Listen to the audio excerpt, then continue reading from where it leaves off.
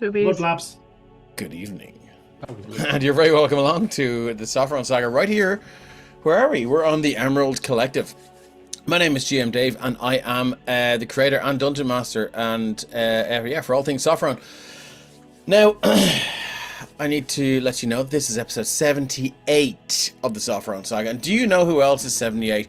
Only Danny fucking Glover. So I'll be giving a free point of inspiration to the first player that upon hitting single-digit HP, that mutters, "I'm too old for this shit."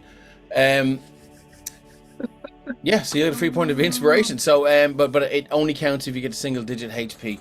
And I know that our accountant is keeping a track of all of these. And I was kind of wondering why people haven't used them yet. So they're not episode specific. So What? They're not episode specific. So if you you can hang on to all of these ideas. And then, so look, handily, they're all at the start of every episode on our YouTube, so it won't be that hard to go back and find them. I do believe the accountant probably has them all written down. But yes, if hey, Sticks, welcome in, and who else did I see in there? It was Zool. Zool, welcome in, Zool. So yeah, they count throughout the rest of the campaign. So if you want to do something and get yourself a point of inspiration, then do it. We can still Sparta kick somebody. We haven't done that yet. We can still Sparta kick somebody. You certainly can, yeah. I'm not going to. Okay, let's do some Emerald Collective news. You can find our first foray into the world of podcasting wherever you usually get your podcasts. No Silver Linings is a Call of Cthulhu podcast by Mark Corrigan of Shunnock Games and features 15 episodes of bone-chilling horror set in Silvermines, County Tipperary.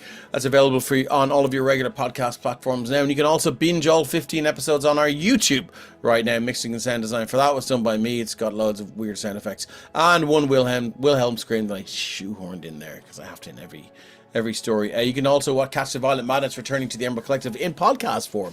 Episode 0 recaps the story so far and sets the scene for the adventurer's quest to rid the land of Castonia of the magical disease known only as the Violet Madness. The Violet Madness is available on all podcast platforms now, and you can listen up to episode 15 or get a sneak peek of the next episode, which is 16, 2 weeks ahead of its release on our Patreon. Did I say Patreon? Yes, sir, I did. Head on over to our Patreon. It's patreon.com/the Emerald Collection. And you'll find our Patreon. Depending on the tier you choose, every month you'll receive original battle maps, magical items, and monsters to use in your games, and even bonus maps with variant versions. You'll also get access to the latest podcast episodes 2 weeks before they drop on the regular platforms, as I just said above. We offer discounted rates on selected items on Drive-Thru RPG, Friends of EC rates, with our resident cartographer, It's a Map, who's back there. She's also It's a Tech. And artist Liz Shangavi, formerly from Zorp's Art, one of the trombonists from My Son the Hurricane. Our Canadian friend and family. We'll even give you a shout out on our Twitch streams to say thank you for supporting us. Tonight's thanks goes to Shane Kenny. Thank you very much, Shane. If you don't have the coin to spare to sign up for the higher tiers, you can still hit that $1 shot, $1 tier, and second time I've done that, and show your support. But wait, well, I'm going to change that. We also have a free tier you can sign up for. You'll receive some free gifts for doing so, and some of our GMs have even been known to drop some of the maps when they remember, which is never, on using the one-shots for folks at the free tier and above. I'm going to ask my lovely wifeling to remind me to put up the fucking prison map tomorrow. Please, God. When I'm in front of my computer, not when we're down in Tesco. So head on over to Patreon and check it out. Now, he's down in the bottom right of this wonderful overlay. His name is Mezelus, as you can see down there. But we know him as D-Range Rhino. So when he's not streaming with the Emerald Collective, you'll find our very own Rhino over on twitch.tv/D-Range Rhino for all kinds of mischief as he plays various games from first-person shooters to platformers.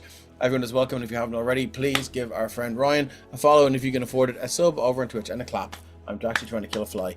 And of course, we'd like to extend a big EC welcome to Rhino's Army. Some of you in there already. You're all very welcome over here. Fuck off. Ryan, no, I'm not telling you to fuck off. How are things going over there? Well timed. Well timed. No, it's all going good. It's all going good. Last couple of days, we played a little bit of Repo, which is fun, What's Repo? stupid. It's really good. What is it? Yeah. So fun. Oh, we I should need to play. get it. Either if you've got it, you're welcome to come and play with us sometime. Oh, yeah. Add me on Discord and we'll get you in. Mm.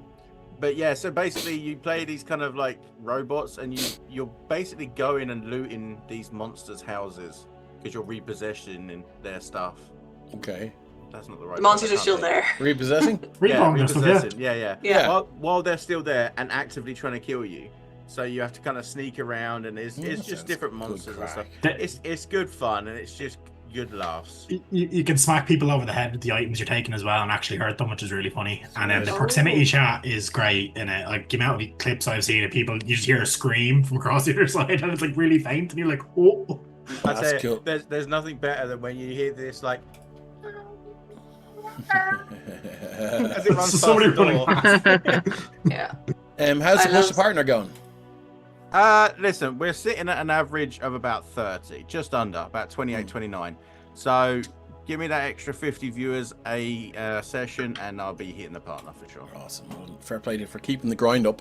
So we can keep doing the same as we do here as well, buddy. Absolutely. Okay, cool. Look, what do those shields and numbers on your fancy Twitch overlays mean? I hear you ask. All 14 of you in chat. Zul says, sounds fun. Reaper Man Robot, TTRPG. Yeah.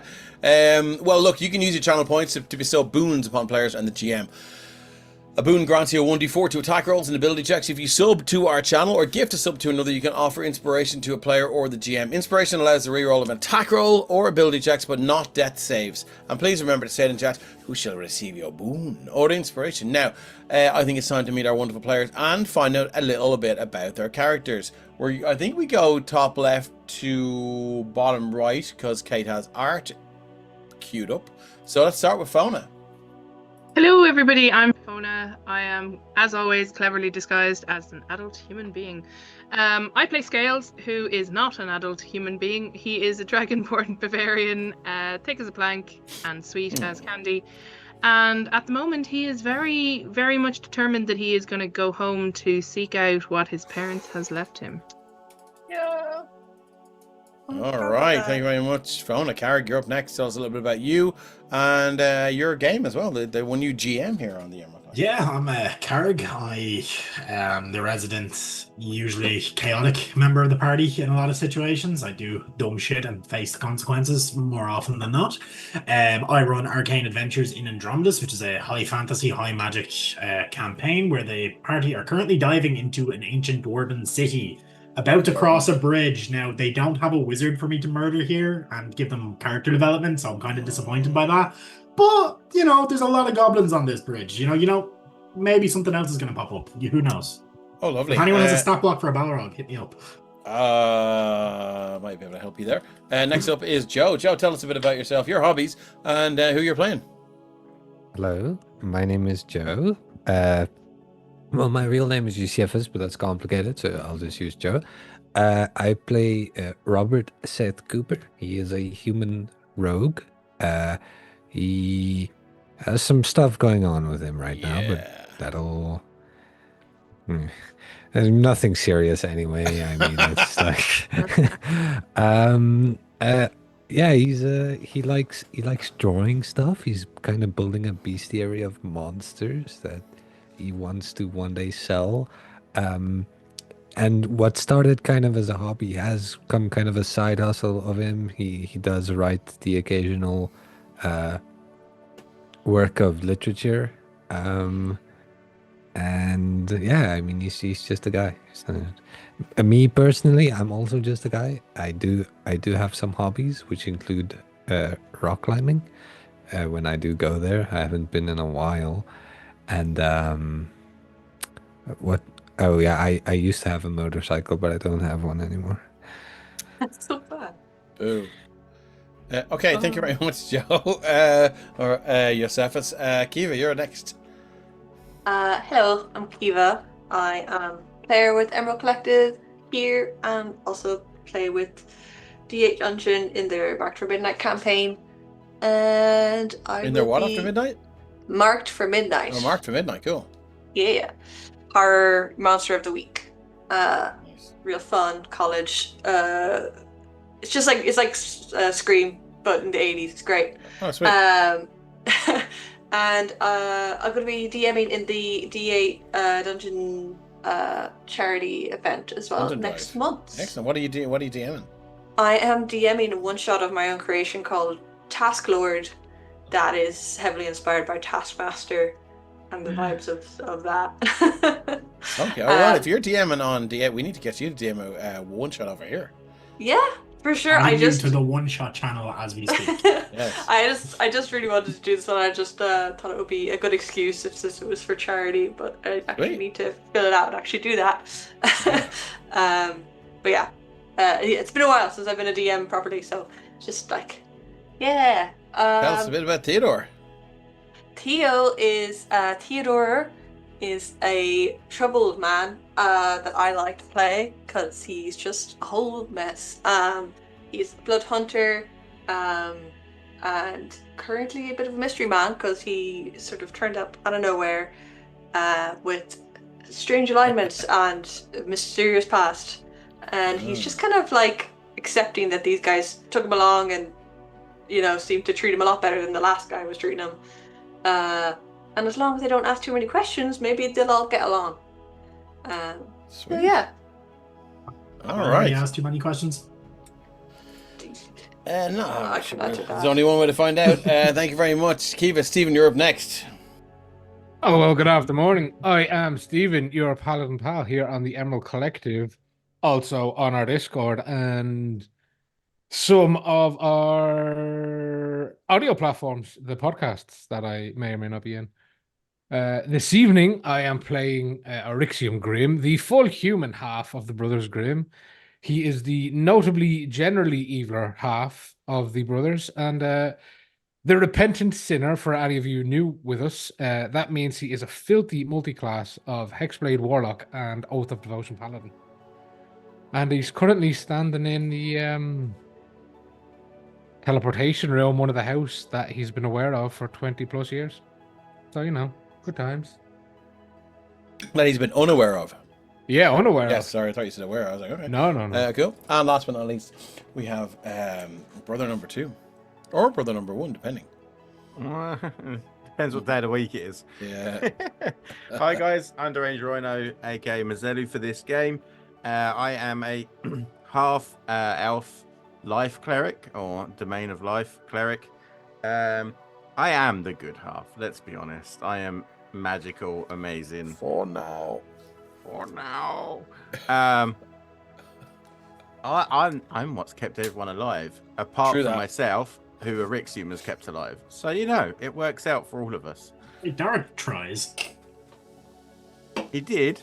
Now he's gone off for a walk somewhere. Yeah, Derek has headed off to the temple, so that's the last we'll see Well, of he's him gonna for a get- while. He's dead. He'll They're not happy with He's him. not. be dead. happy with it. He'll get onto the Raven Queen. All right, thank you very much, Ryan. I think we'll do a quick recap into what's happening on the world of Sopherone. So Sopherone is a continent at war. To the northwest, the elven nation of Coloril, which once flourished on Sopherone, has been beaten back to a small area at the tip of the continent. Change in leadership in the Elven Kingdom, however, has resulted in a shift in policy, and their relationship with the kingdom of King Gregor of Sopherone has changed irreparably. No longer will they sit back and allow their people to be subjugated by the human kingdom, the dirt boxes. Over the last few years, the elves fought back and have retaken the lands on the western side of the Vertex Crux, a huge mountain range that separates east from west on Sopherone.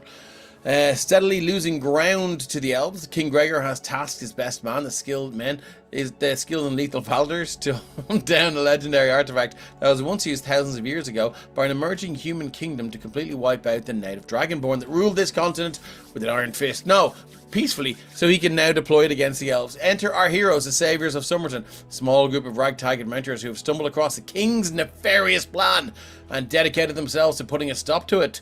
Joined by the Brothers Grimm, servants to the Temple of the Platinum Dragon. For now, in the city of Artex, they persevere against all the kingdom has to throw at them in the hopes of restoring balance to Sopherone.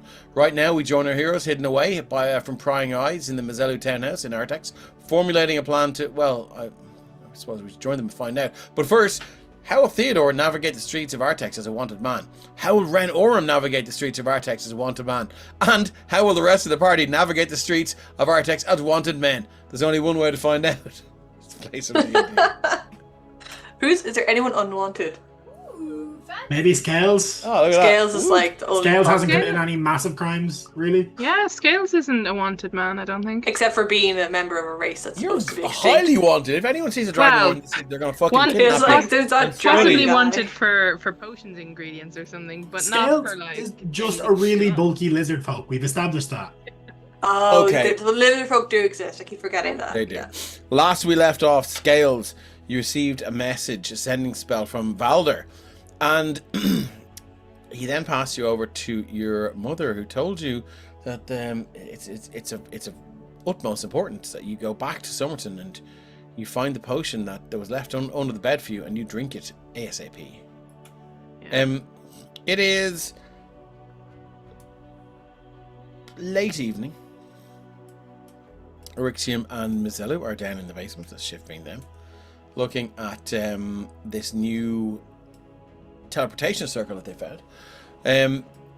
We've got Ren and Robert and Boothby over here in the first floor. I don't know, discussing something. We've got Scales standing by the fireplace here in Mezelus Senior's bedroom. We got Theodore in the guest bedroom here. And is there anyone upstairs? Let's find out. There's only one way to find out. Did anyone go upstairs further?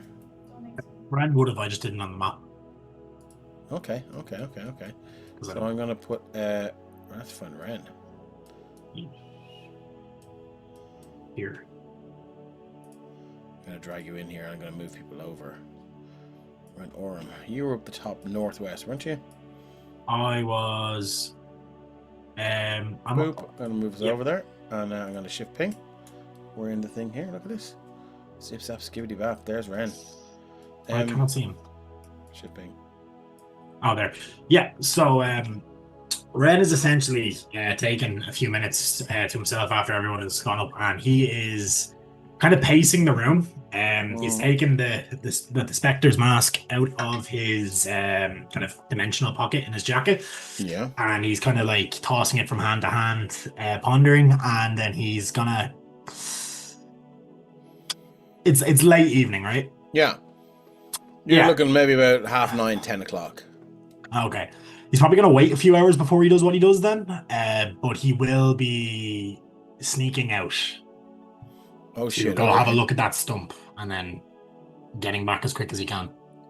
Okay, that's it. Hey, Satyr lad, great. I've seen this bedroom before. I think you have. You're welcome in, buddy. Okay, that's good to know. So I'm going to come back to you in 1 second. Scales. After that, sending spell.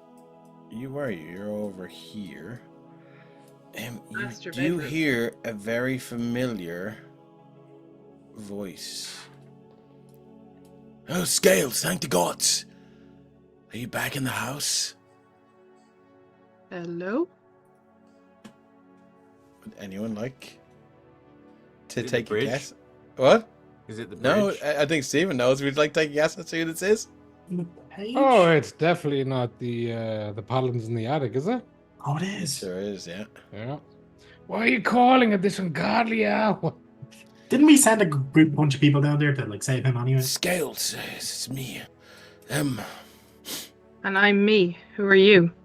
You've spoken to me before. It's GM Dave, can't remember his name. What was his name? I was looking back to my notes. Sir, what's his name? They mix a lot.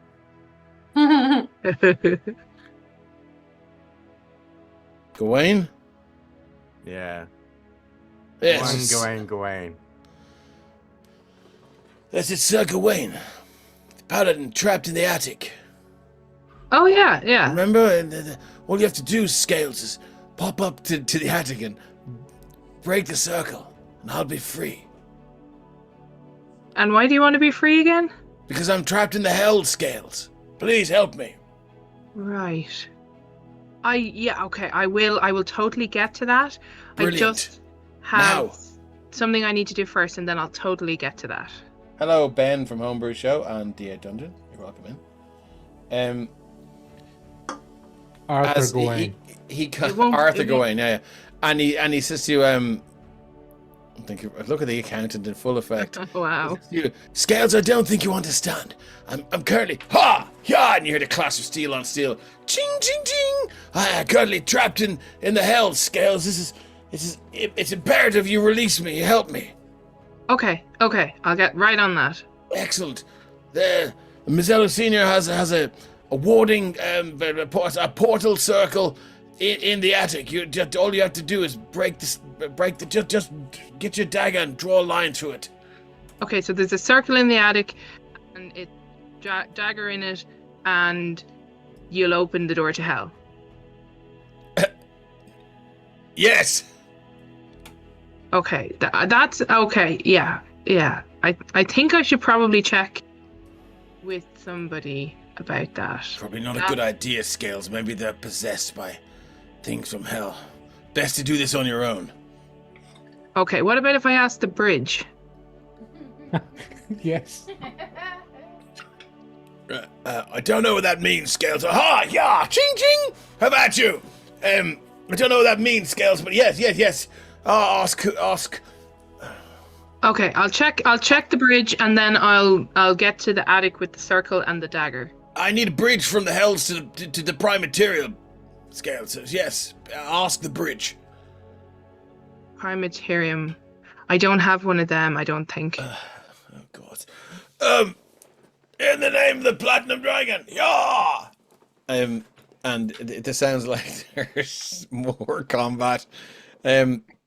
Would you like to make an insight check? DC is 16. I'm gonna lower this. So, am I inside? Why am I inside checking this? Because I will be honest with you, Scales. No, I will tell you why you're inside okay. checking this. Let me see.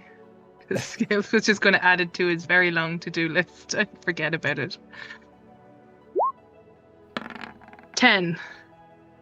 Okay, you don't realize that he's making all of the sword and shield sound effects himself. Okay. Little peek behind the curtain. Yeah. I swear a group of I would say it was- this guy. Yeah. Oh, Ben's at a stag. My goodness. God, my heart goes out to you. I am Brando. just hiding in this corner of a club. Oh my! I hope it's at the least enjoyable at some point, because they can be hard work, but they can also be fun if you give yourself over to the dark side. It So will be 20 drinks deep. what's that? It will be fun 20 drinks deep. Yeah, It's fun at that point. 20. Generally. Roll for Constitution. yeah. Roll to see who the first guy is to suggest a strip club where you'll be robbed of all your money. There you go. Once again, roll for Constitution. That happened to me. Roll for Constitution to see how many Well, baby not Guinnesses me, you can but, hack. pretty much. Okay, cool. Moving on. Scale. So let's leave there. Robert and Ren, you are outside. Fucking fly. Sorry, Filkid. You are outside. It's okay. Come here. You're outside the bathroom. I do. It's okay. Sorry, I friend the dog. Boothby's standing there in front of you. Oh, sorry, Ren, you're up in your room. Sorry, let's just delete that token. Hey, lie down. Gonna delete the token now. It's okay. Hey, sit. Hey, lie down. I'm sorry. Sorry, guys. She wants to lie. I'm afraid The baby has been scared. You're really bad now. Okay, so Robert, you're outside of the bathrooms with Boothby. Theodore, you're in the bathtub, so we get around to that in a second. Boothby kind of walks. I was up. promised a bath. Yep. Hello, sir. Is there something I can do for you? No, nothing in particular. I see you've been standing around this landing for about 2 weeks now, so. I mean, two Can't minutes. remember which room 2 is minutes. mine. I've just been camping in the hallway. I see. Well, maybe you could head upstairs and maybe possibly knock on the doors or something and see which ones are free. Take any room. It's I have it under good advice that the Mezelus won't be back for some time. I would like to just, actually take a moment to take inventory of and stock of all my stuff and find a room that is not occupado. I think this one's empty. It is, yeah. So now you're You're near. Okay, cool. Robert, as you move into this room here, I'm gonna shift ping us over here. And you can see it is very, very well decorated. Clearly a guest room. There's some vague sort of sorry, I'm gonna turn my volume down. There are some. I mean, it's been cleaned, but it's been used. It's definitely a sort of a regularly used guest room. And as you walk around here, you can see that Theodore walks right in on top. Sorry, I'm just trying to see. I can't see on this. That's okay. Yeah. That's I'm just sort of like following you guys for narrative reasons. And can you see the Twitch? I can, yeah. Okay, it's cool. small. That's all right. Yeah, okay. Robert, as you walk in here, you can see there's a small bookshelf here. That actually does contain a very, very, very, very well worn and thumbed through copy of Behind Enemy Lines. I don't think I want to know what this guest room is used for. I mean, well, it's debating. The fire over here is stoked. Okay. There is a light tapping of rain against the window as the winter city of Artex. The sun goes down over on the west side, over the very, very top of the Vertex Crux, which is where you were sort of disgorged by the mountain from.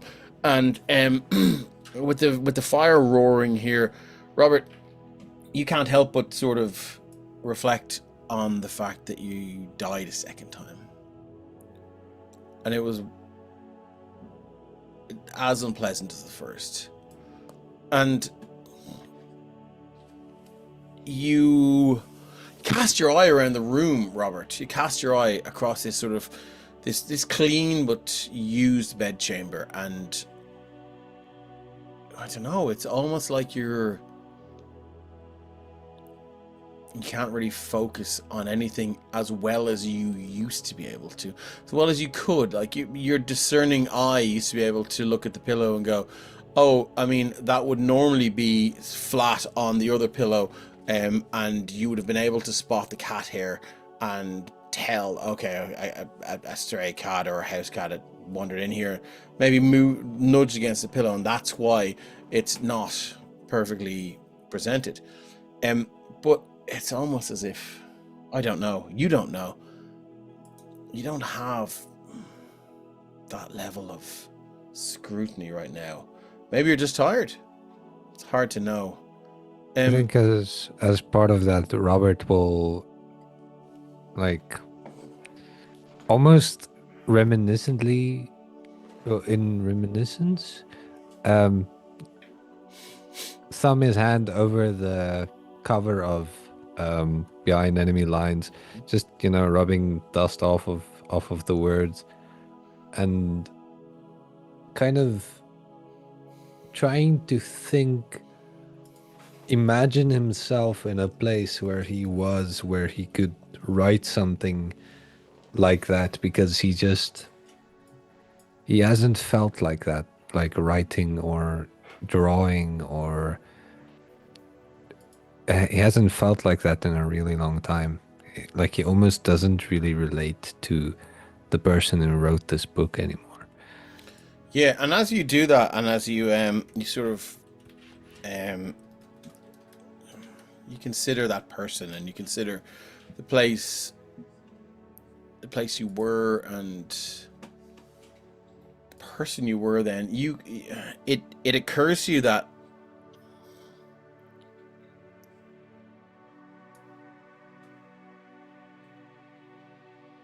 that was written back at a time when you had structure and order in your life. You were in the army. You took orders, you did the things you were told to do. I mean, if somebody, like, before you were promoted or demoted, as some might consider, to scout, you were, like, could be in boot camp or in anywhere, and your superior would say, see that mountain of rocks, pick them up and move them over there, and that's all you did for the day. And there's a comfort in that, and a safety in that. I mean, I have the thing, that's the thing I have to do, and that's all I have to do today, and that's it. I only have to focus on one thing because I'm being ordered to do that. And you look around this house and you look around this room and you consider the fact that you fucking died twice. You're with people who are being spoken to by gods, or at least they claim to. You've witnessed some of the craziest fucking things. Your life is chaos right now. And you think maybe that's why. Maybe that's why you just don't really seem to have that focus that you used to have, or that you had earlier on. And it's around about that time you hear, is it in the room? Is it outside the room?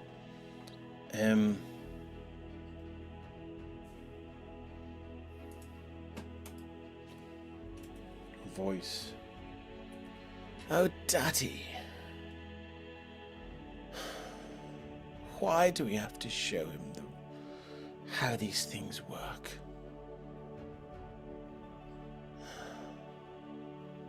We knew how to do them and now we're dead. Why?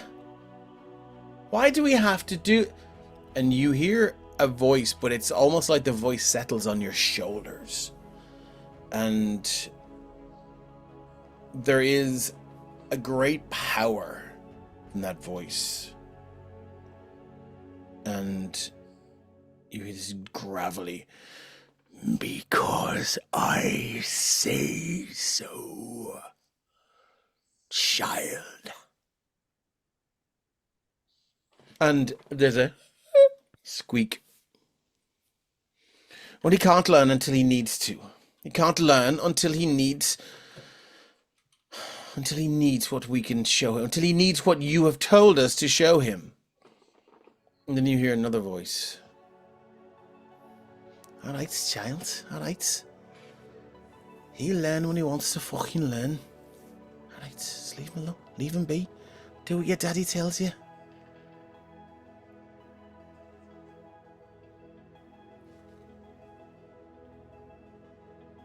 I have to draw a family tree.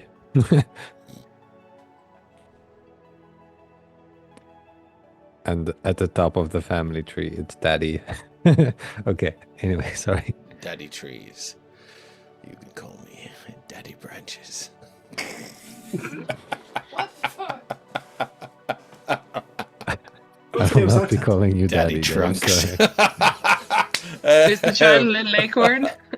Hey, yeah. And there's what sounds like a middle-aged man and a young child. The middle-aged man. There's a third voice, right? His elbows don't go like that, and he says, "Calm down. All right. Where's my brush? Where's my fucking brush?" And there's a child, and she's very like, "Daddy." Your classic spooky child. But I'm fascinated as to how that child got that accent with those parents. Yeah, he just turned scouts for some reason. One scout, Scouts one and demon. demonic, and Yeah. he gets a very sort of like, Tatty. Raised in London, though. Ah, explains it. Are you my mum? It might not be an actual family. I don't know. He's had pretty fucking now you're serious. talking. Now you're talking, Lumber Buddy. You be That's telling- even you be stranger. telling me the calm down. Residential school. Welcome in, Lumbering Paddy. Okay, cool. Robert, it's weird. There's an echo or reverberation to these voices. It almost sounds like they're the next room over. It's up to you whether you want to go out and look or not, but it's quite odd. I will take a look. They are talking. I mean, you can see Scales in there talking to nobody. Okay, so I need to go break the circle and something about the hells. So Now no, I I'm do not. thinking that- I do not. That's too late, man. Oh God. Now I'm thinking that like all of us are hearing voices, but it's something different for everyone. I'm like, Ooh. is this what the Brothers Grimm hear? Is this what playing in GM Dave's game is Is it like? his house? Like- Yeah. Theodore, we're gonna go over to you. The door is Okay. closed. I'm gonna shift ping. We're gonna close the door. That's Unless Theodore is taking a bath with the door open. No, he's not. Let's click the door Even my and we click close. shoulders. Theodore, this is a very, very large brass bath. There are no windows to this bathroom, which is not very, very sort of health and safety conscious, but that's on me, the GM, and not the other guys. How do they deal Paddy with the the body casually touched talking in Robert's head. Very good. The blue tiles with that sort of green and yellow floral design on them there's no cracks there. They're all immaculately polished. The sink is made of what seems like some sort of brushed metal, as is the toilet, but the bath it's pure copper, not brass. And there is a tap, and whether magically assisted or not, you can fill it full of hot water, like piping hot water. That's good, because like I've been on the brink of hypothermia for like 3 days. So what do we see without getting gratuitous when Theodore strips down? Because it's not going to be one of those streams. Hey, look, it's all in here, man. So I think that, it's just a lot of the same kind of stuff. Like Theo is, he looks like a man that is used to looking very clean cut, but is started like his hair is kind of growing out, but it was obviously like for a while nicely styled. It would usually be styled in the like traditionally like Victorian way of like slightly slicked back, and you know, his coat is like basically rags at this stage. But before it were rags, what would the average person recognize it as? A lab coat, or it would look like, again, it's sort of a more of a, it's not even traditional, because I looked at the actual traditional stuff, but it's that classic like Victor Frankenstein style lab coat. You know, and underneath, when he takes that off, he's got just still a fairly nice dress shirt. It's just stained and like worn for many days, and like those little high-waisted pants men used to wear, and you know, what are they called, suspenders, and just he looks like a man that's not used to being an adventurer. He looks like a gentleman doctor that is just down on his luck and not really prepared for a life like on the road. He just as he takes it off, these scars that cover his arms really do just stop there. Like, not very scarred on other parts of his body, apart from some on his legs, and just this quite a livid one that's still in the healing process down the side of his face, cutting through his eyebrow. Okay. Does Theo talk to himself? And he doesn't have to if he doesn't. Just I mean, kind of, because he spent a lot of time alone even before this. Okay. So as he's getting into it, he's just like, okay, like, I think he's just, it's like, focus, just get clean. It's this we're focusing on. This is too much like home for my liking almost. And then, you know, just kind of shutting down to just focus on getting like the new scabs that have formed kind of treated. He started fixing in his bag, mixing some stuff together to treat his wounds, and then stops and looks at like a strange vial of red liquid and just shrugs and like drinks it, and then gets into the bath. Okay, so Theodore, as you sink into this copper bath, it's large, and I mean, if you look at the map, it's 5'10", almost 15 feet deep, which would lead you to believe that 15 foot long, and it's about, you know, you can rest comfortably with your arms over, but you can't. Your feet don't touch the end, which is kind of uncomfortable. But as you sort of your mind drifts back to the 12-foot tall manservant. Okay. You kind of, there's a Boothby. You kind of think that maybe the baths here are bigger to accommodate Boothby. That's just so odd to me. Why do they have the servants' bath in the main part of the house? Maybe the owner of the house is soft. Yeah, this must be soft touch, or perhaps this is made for accommodating more than one person at a time. I don't know people's proclivities. One of these streams. Okay. Double bar. Let's go. Come on, Dave. Just everybody in the bath. Let's go. It's to accommodate TVM Mezelus and reference. Irixium when they were kids, okay? You know, they were Okay. too lazy to run it twice. 15 feet of bath? Like, Yeah. that's a hot tub, baby. Might get our techno mistress to get rid of the token there for me. Thank you. Got a hot tub. You got a guest bedroom that gets used occasionally with Yeah. Well, strange books in it. Yeah. Robert's a rogue, and he's connected with the chain, which is the Thieves Guild of the continent. So it could be a hot tub crime machine. A crime machine. Jesus. Oh, God. Oh yeah. Can we remove Dave's inspo? Lots more where that came from, I promise you.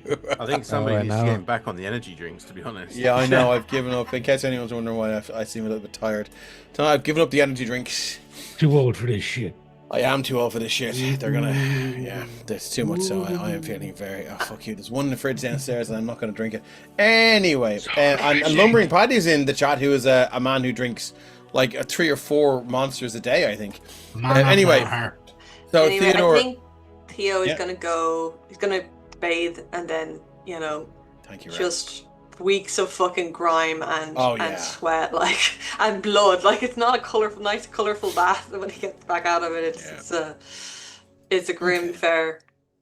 No worries. What's Theodore thinking about? Does his mind wander, or He is thinking about how he left this city not that long ago, Mhm. and he did not intend to be back here so soon, and now he's got a warrant after me. Mhm. Thinking about just the people he knows around here and how best to avoid them, or maybe should he avoid them. Thinking about how he's got no money and no way of looking after himself, really, since like most of it was like, even if he had a bit from his one-shot adventures or whatever, but I think all that would have been seized after Valder. So just sort of like assessing and being like, well, these people seem not stupid enough to let me hang around, not wary enough to kick me out. So perhaps it's best to sort of stay with them. It's the first time he's heard about the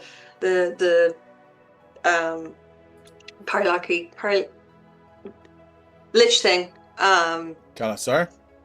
This is the phylactery. Phylactery, yeah. Phylactery.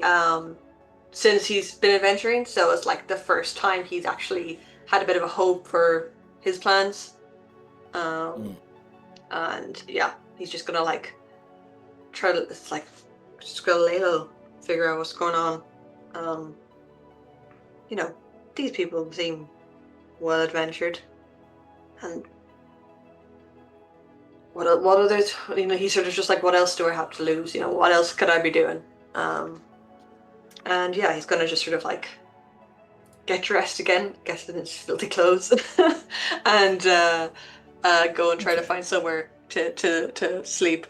No problem. While you're in the middle of that, then I'm going to move back down to our Brothers Grimm.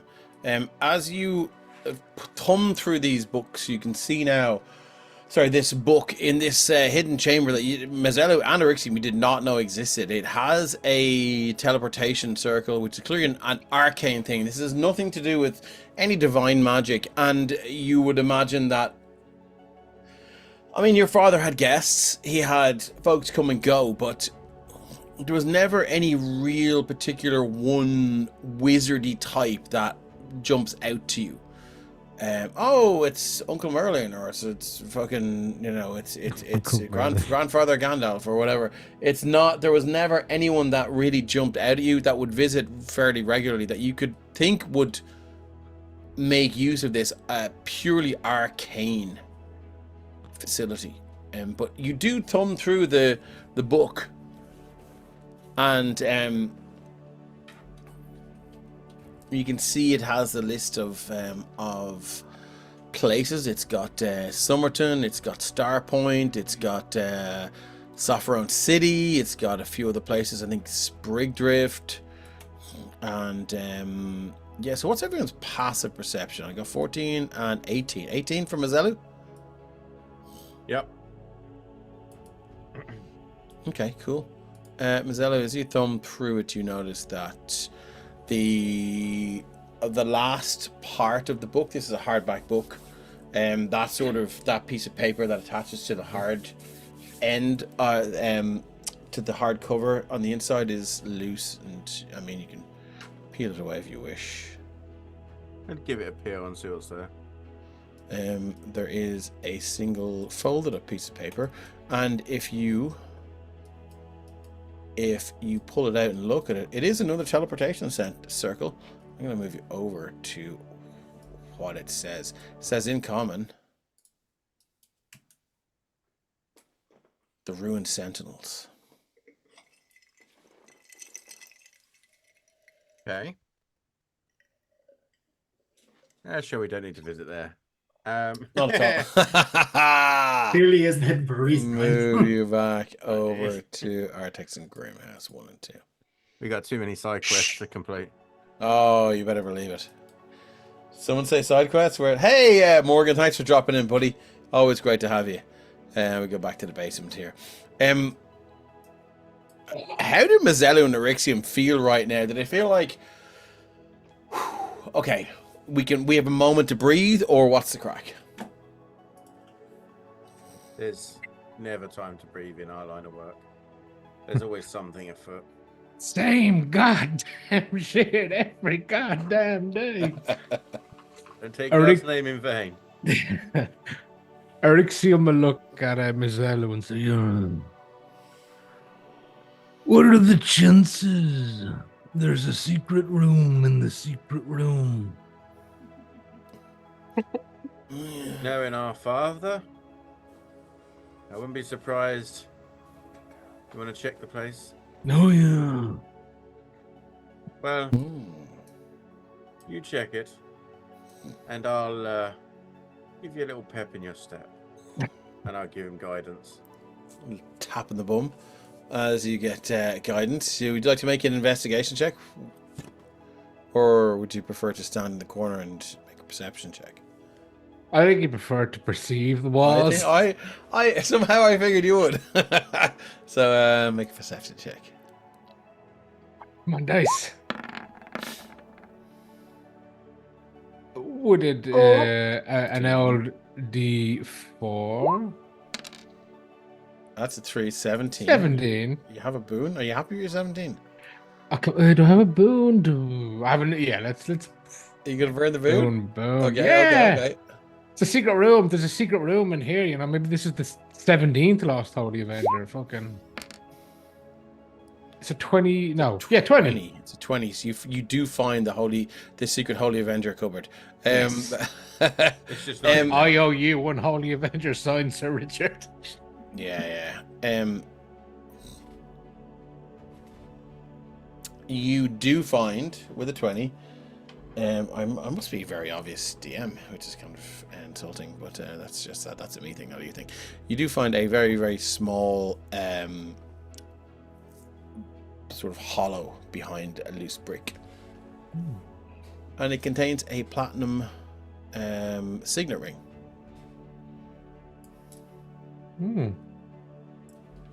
There's a small inlay of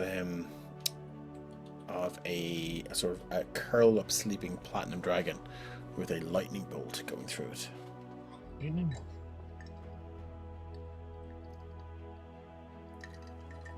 And all of that is sitting on top of a shield. Oh. So it's a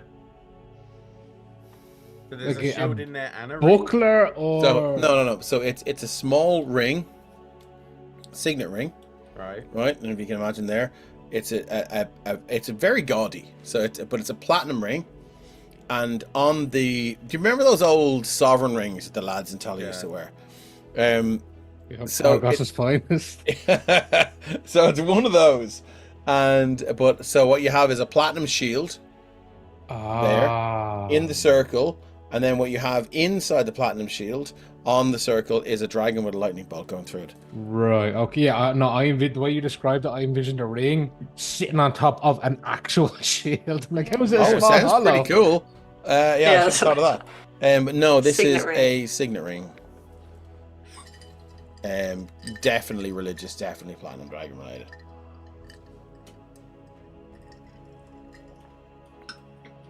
Found something there? Oh yeah. Do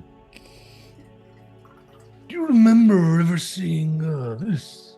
I'm gonna take the ring out. Does this like bring back any memories? Have I ever seen this before? Anyone wearing it or? Did I ever get a slap from it? Yeah. Is there like No, a never. dent in the cheek? Never. Would you like to make a religion or history check? Can I get in on that as well? Yeah, absolutely. It's to you. Well, that's a 7, so probably not. Oof. Oh, the same. Which one do you feel better? Do you know what? I'll use my inspo. Oh. Are you Oh, dude. kidding me? What? 12. I'm not meant to know. Needed a 15 for this big one. You have an inspo if you want to use it. There's 3 in the pot. Yep. Is Ryan feeling lucky or would I go for it? Fucking, I'm not feeling lucky at all after 2 7s. Do you want to guide him? Oh yeah, I give. As you both look over this, I mean, it's a valid use of guidance. I think. You got Guidance. Oh my god, you See, that's a son of natural bitch. 1. Yeah, a curious looking ring. God damn it. I have no idea.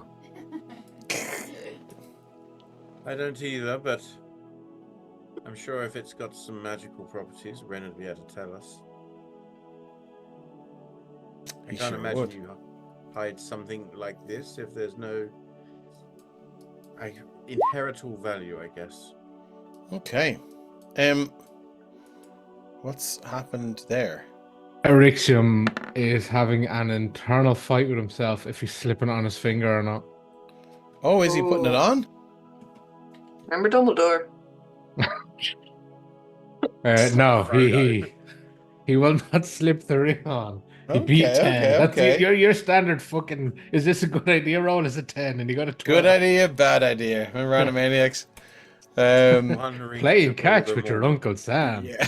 Playing catch with your Uncle Sam.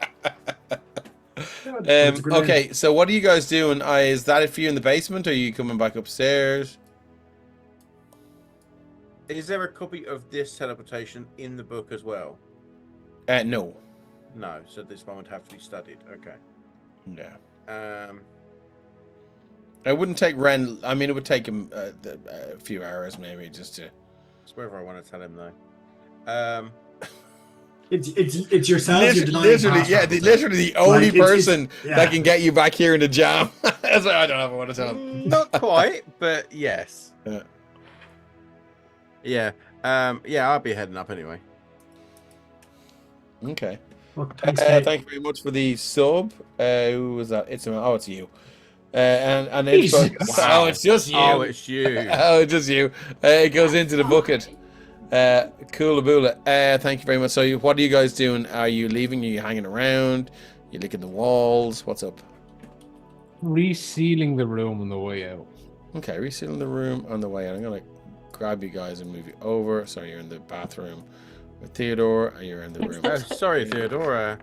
Excuse me? It's not. It's about that time, Mezelus. I'm gonna close this door as you make your way. You're up in the hallway now. You hear some fiddling around with the letterbox. And Erixion, you both hear it as a roll-up scroll plops through the door. I just open it straight away. to You see open is the this, door. Yeah. Oh, I'm sorry, sir. Just delivering some posts, as I'm contracted to do by the city of Artex. Sorry about that. You can see it's job. a man in his 40s with a very bad comb over. It's actually blowing in the wind. It's just kind of up there now, and he's kind of covered in rain. It's very wet. And he's I'm sorry, sir. Sorry for the inconvenience. Mr. Mezelus. Yes. Great to see you, sir. And he walks away. Are both his ears intact? Yes, they are both intact. He looks surprised to see you. Note that we are all I'm wanted gonna now. put out the note quick and see what it is. Okay, would you... Okay, I'm going to... I hope that didn't show up when I click this. Anything. I'm going to share... I'm going to put it in your journal. Okay. Where are you? Miguel. Lord Dark, Jaden did this Markson, Urxium Nightmare. Where the fuck are you? Under characters. Scales. No, I'm just trying to add you to Urxium Derange Rhino. There you are. I'm going to add it to your journal. So you can look at that. You should be able to see a handout. Oh. Okay. I mean, Nope. that's not nothing, you know. Okay. It's not. It's very interesting. Isn't it just? As you unroll it, I turn it and show it to Erixium. I'm going to put it into Erixium's. Mystery. I'm going to put it into Erixium's journal now as well. What do you think, dear brother? Righteousness or wealth? What are we looking for? What's it called? It should be in your journal, which is the third one Right along at the the top. top. Well, now I Chat, can guess what it is. art, and then Yeah, I'm in the journal, right? Keep odds on it being like either Rand's Alex, shut or the fuck your up. place. set the lads. Who's the most wanted, boys? Which one? It's I don't not think so so. much. It's not so much that. It's so much as how much it is. Am I looking at the right thing?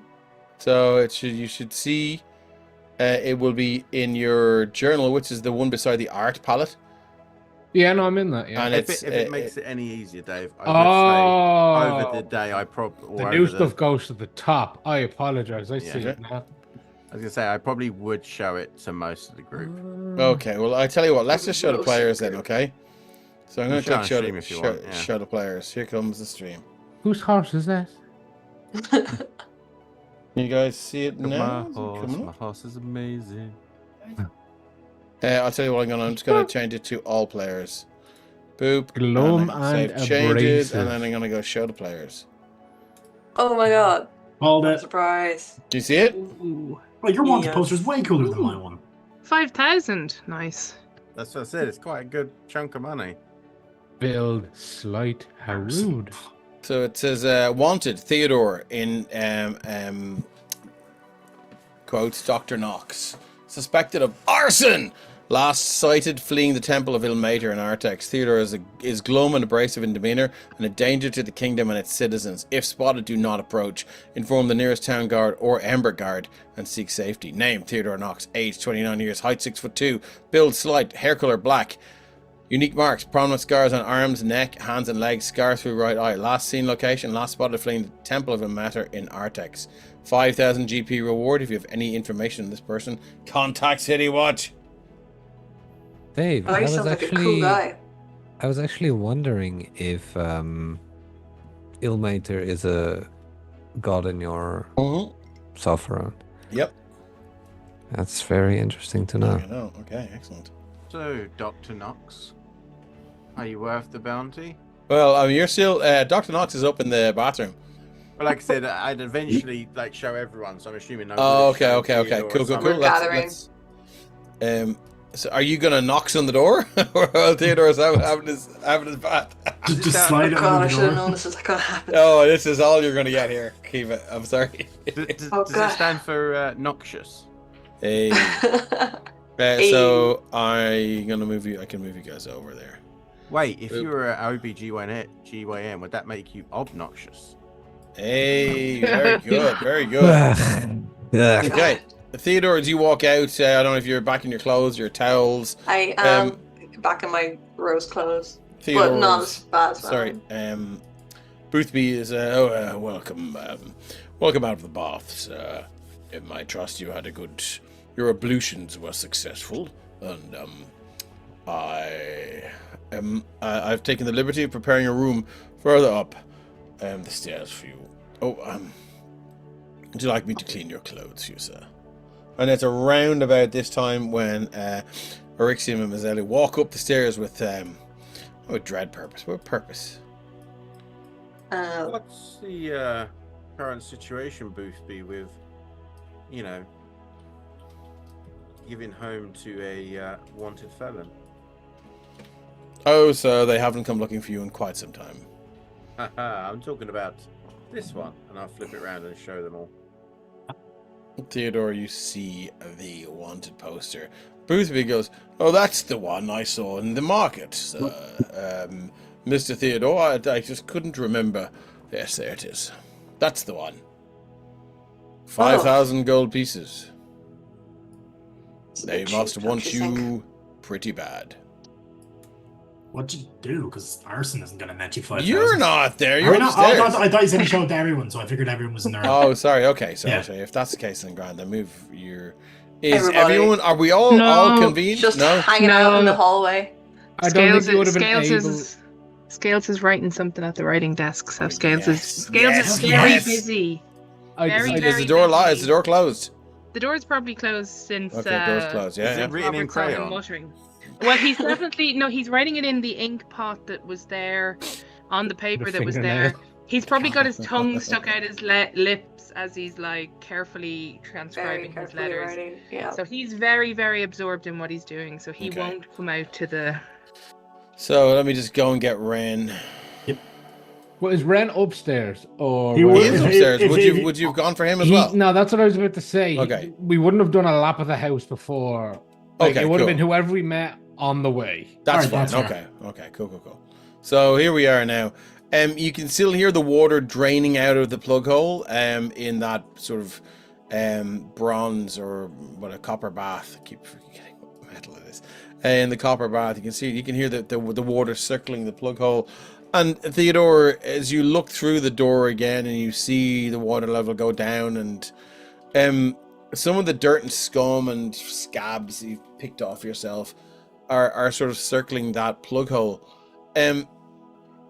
It's hard not to draw a comparison between that and your current situation in life. You feel like you are at the moment circling the plug hole yourself, and it feels like that whirlpool has just gotten faster and stronger now as Mezelus unfurls this wanted poster. Well, it seems like a wanted poster is a necessary thing to join this group by the sounds of things. Oh, yeah. No, but it does mean that you're useful. That doesn't hurt. Was this... Did you just have this? It was delivered through the door, so I'm assuming this is going and circulating around the town. Or whoever's looking for me knows where I am. Possible. That's a lucky thing for you, though, is that there isn't many in this town that will have the front to actually come here looking. Yeah.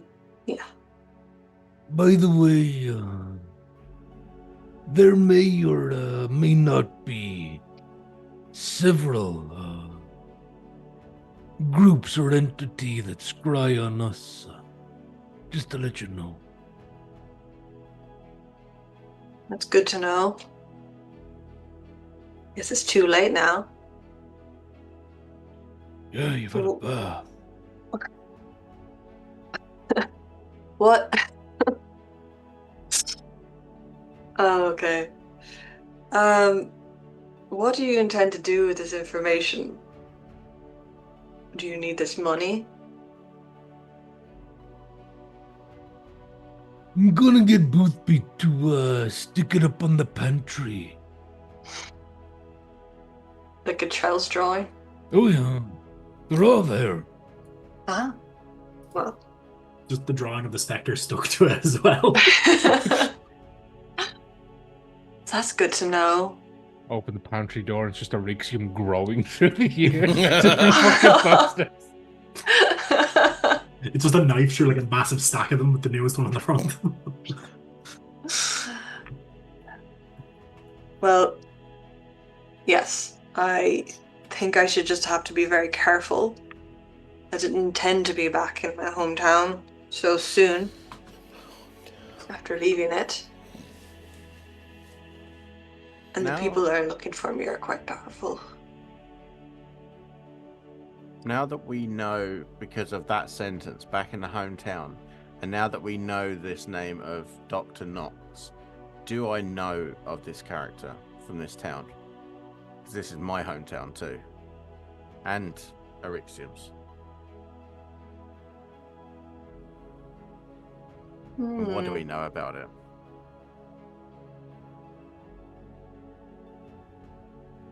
I would imagine that all of your work was done within your closed church, and you wouldn't have had a practice out here in the city.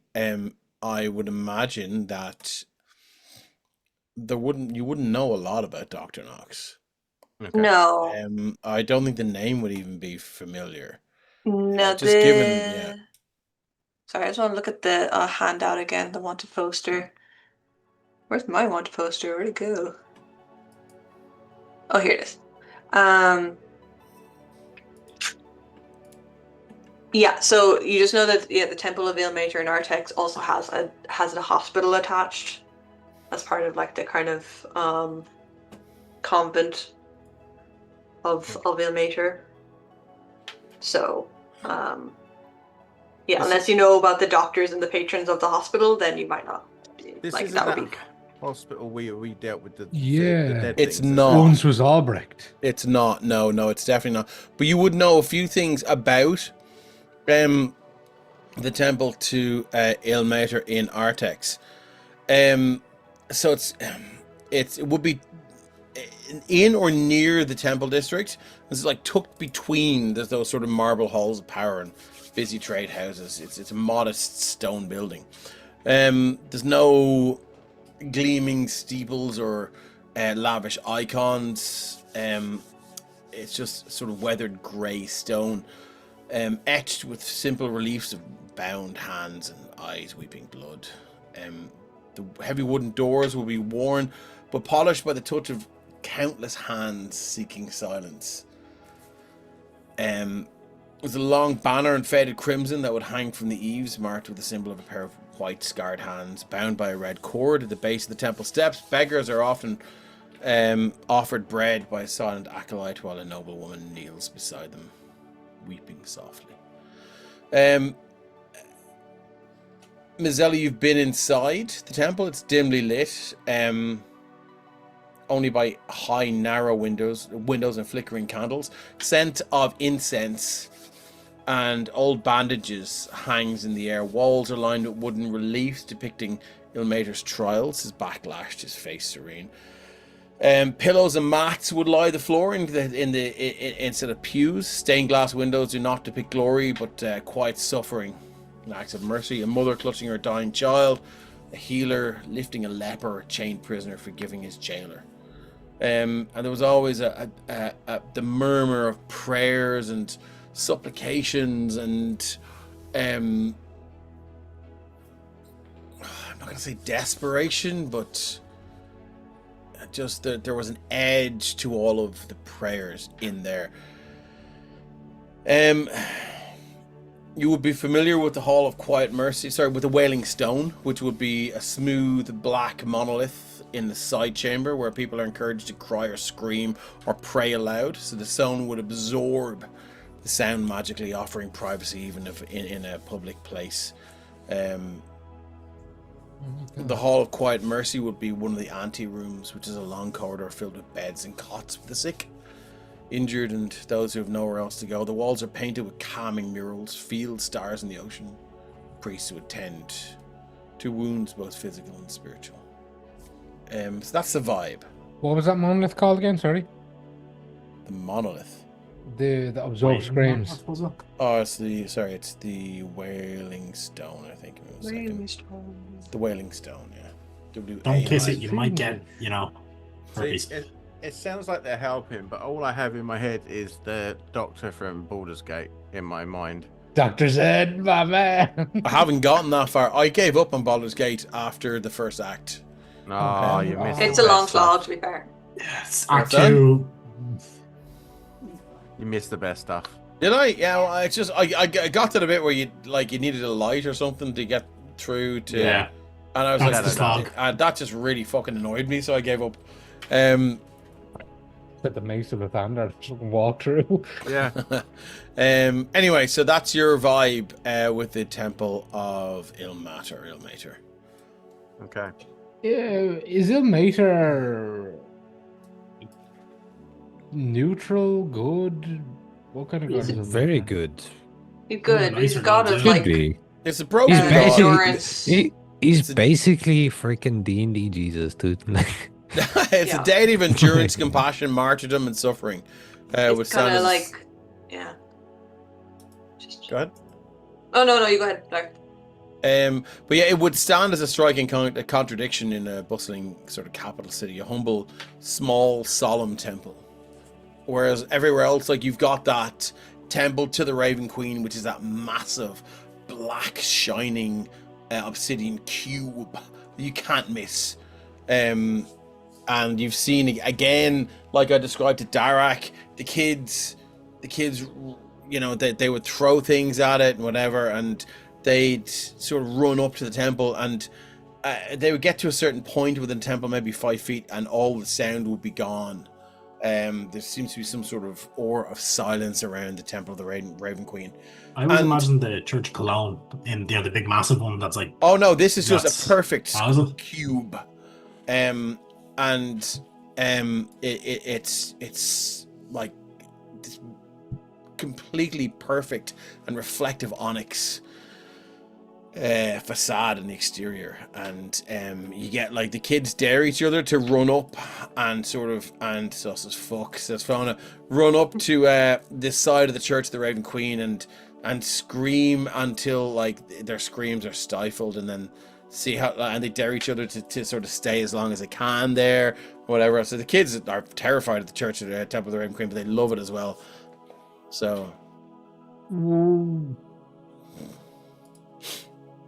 When a new temple wants to open, like is there's there one like now in the a Temple of vetting procedure? no. So you Oh, just you got- buy a well- plot, build a building, put a fucking sign out that says No, this is you know exactly what you have to do. You have to apply for legitimization to the king, the one true rightful king of Sopherone. So basically and then you you're could write it sells beans on buses without selling beans on buses and nobody can question it. I don't think you can question it. But where would they go to question it? Yeah. But I mean, the temple to Ilmater has been there a long time.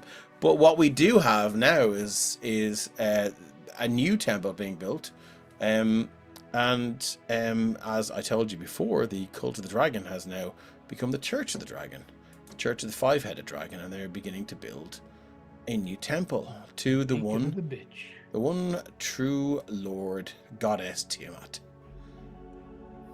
I don't like that stuff. Okey-dokey.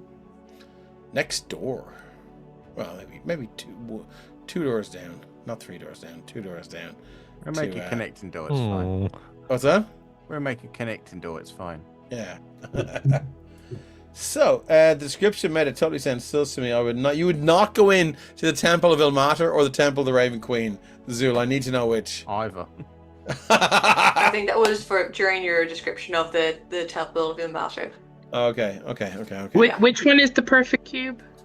Raven Yeah, Queen. that's the Temple of the Raven Queen. So creepy. That doesn't seem natural at all. Yeah. Oh, death is natural. It's really just like the Cube film, like it just changes and moves rooms.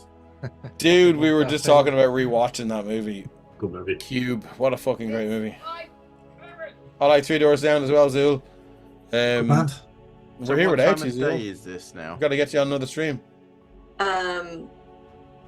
So yeah, when facing these guys and they've got my wanted poster, but in the same breath they're saying like, that's all chill, we've all got wanted posters. Just, why do I feel threatened for, like, what am I supposed to take from this? You're saying that to them? Yeah. Okay.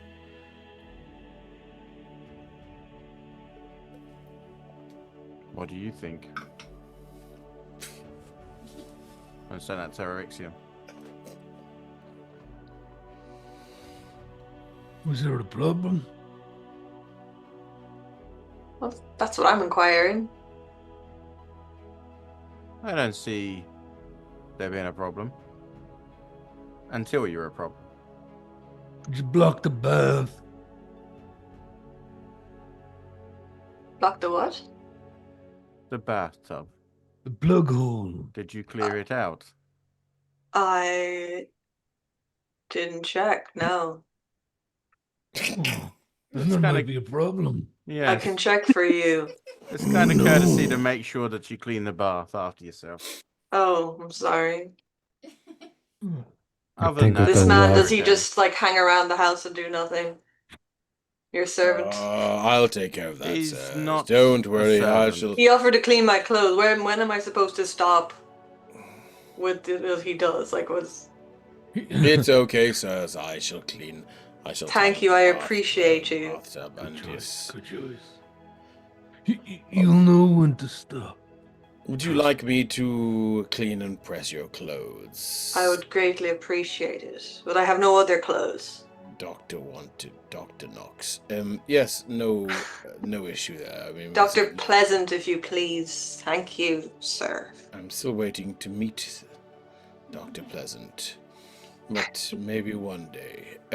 Yes, I can certainly fetch you some new clothes. Is there a supplier of generic Doctor Professor?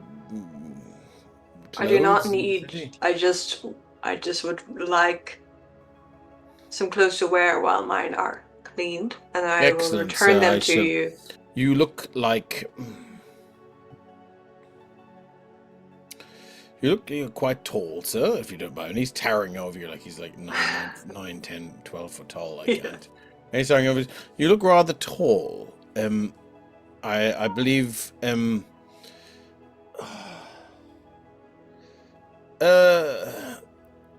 Mizelu, I do believe I still have some of your uncle clothes.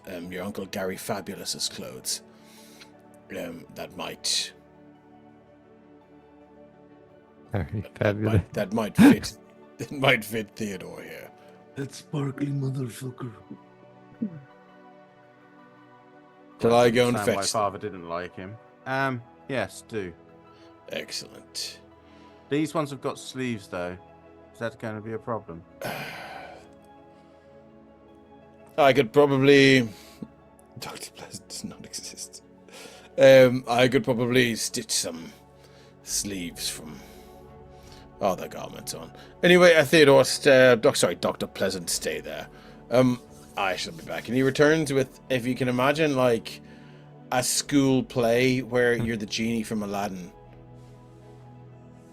It's his gold shiny trousers with like it, and it's a very, very low sort of cut chest wise. Wow.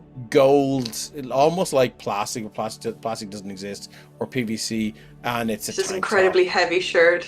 Yeah, and he presents them to you. These are all we have in your size. Thank you. Please don't ruin them, sir. Uncle Gary Fabulous will probably return at some point. You can call him Siegfried.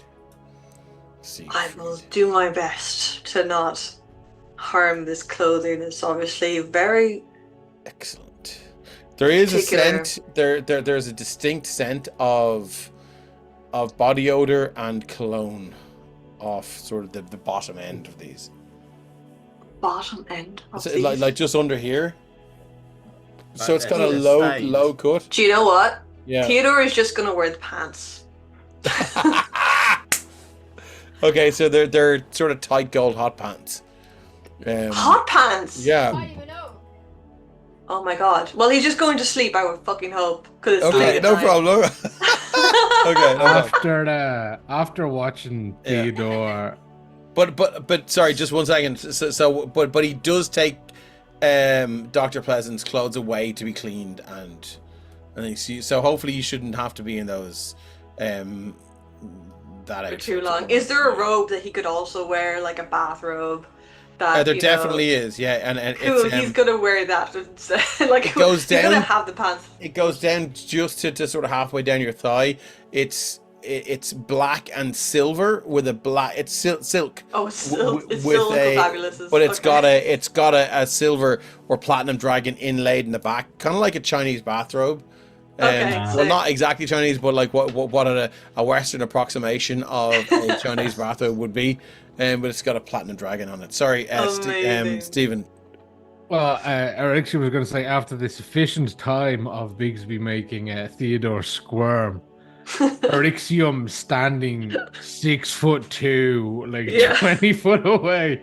Let's say you're if that's a bit uncomfortable to sleep in, you could probably borrow something of mine and just be a bit buggy on you. That would be Mass than you do. appreciated. Yes, that's understandable. I would appreciate something made of cotton and not whatever fabric this is. Latex. I've never felt anything like this. Yeah, I wouldn't want to either. You feel like you would have advantage on squeezing through small spaces. I feel like I would have no. advantage on go-go dancing. Yeah. His charisma Erixium- went up sustainably for certain people. Absolutely, for certain demographic. Erixium, are you bringing Theodore to your room, or are you going to go and is this The a hot pretense? pants work Is too it? well. Is this a pretense to sort of remove yourself and Theodore to have a private conversation, or? It's just Erixium is used to Yeah. Bigby doing this to do this kind of thing, just to like make someone squirm. Like he's standing there, he knows there is countless amounts of things. Yeah, Look at his There's face. so Look at many his colours. face. Look at that little guy. look on his eyes. And again, Boothby is he's 9 foot tall, hunched over. He's 12 foot tall, standing up. He looks like his face is melting. He's a completely, for anyone that wants to know, he's a completely hairless fur bulk.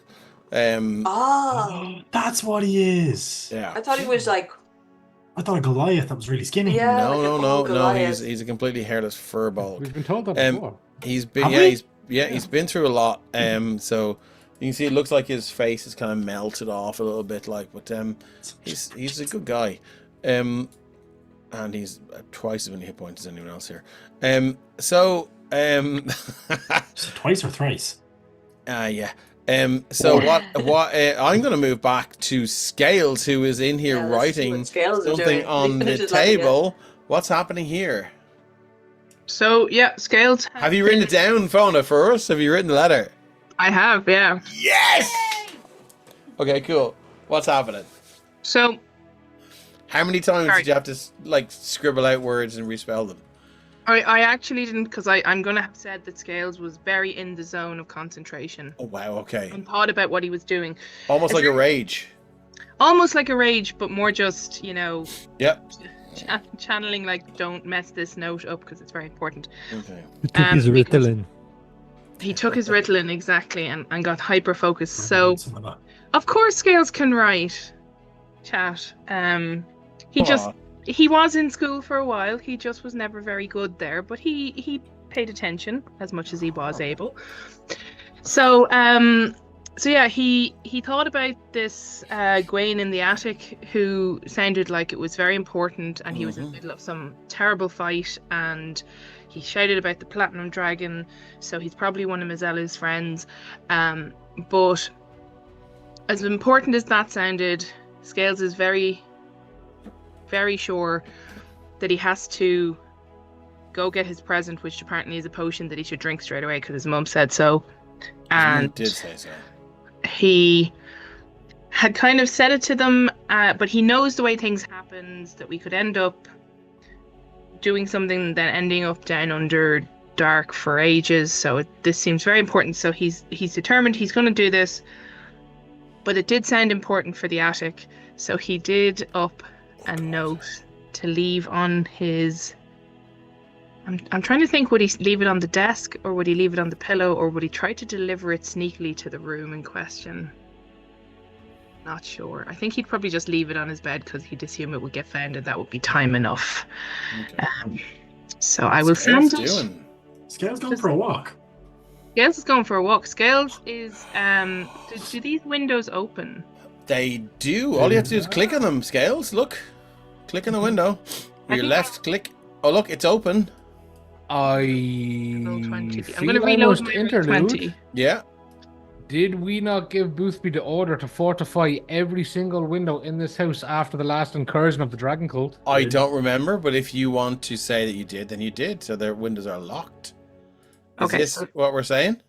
I could be right. Anyone else wants to? Well, I counteract mean, me? you're going to have to come to an agreement before I unlock these windows for Scales. I was convinced we set to fortify every window after several Dragon Cult assassins tried to get into the fucking Yeah. house.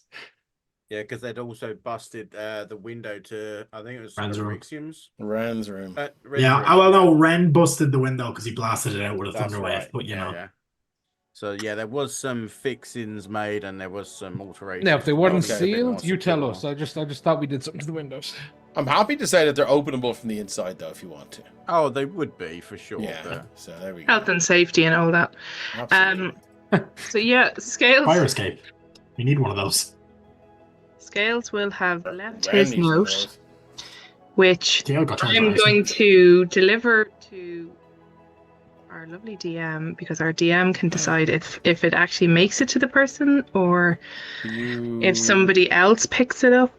Is this it's coming up to into you. Discord? I'll throw it to you over in Discord. Oh, God. Where is it now?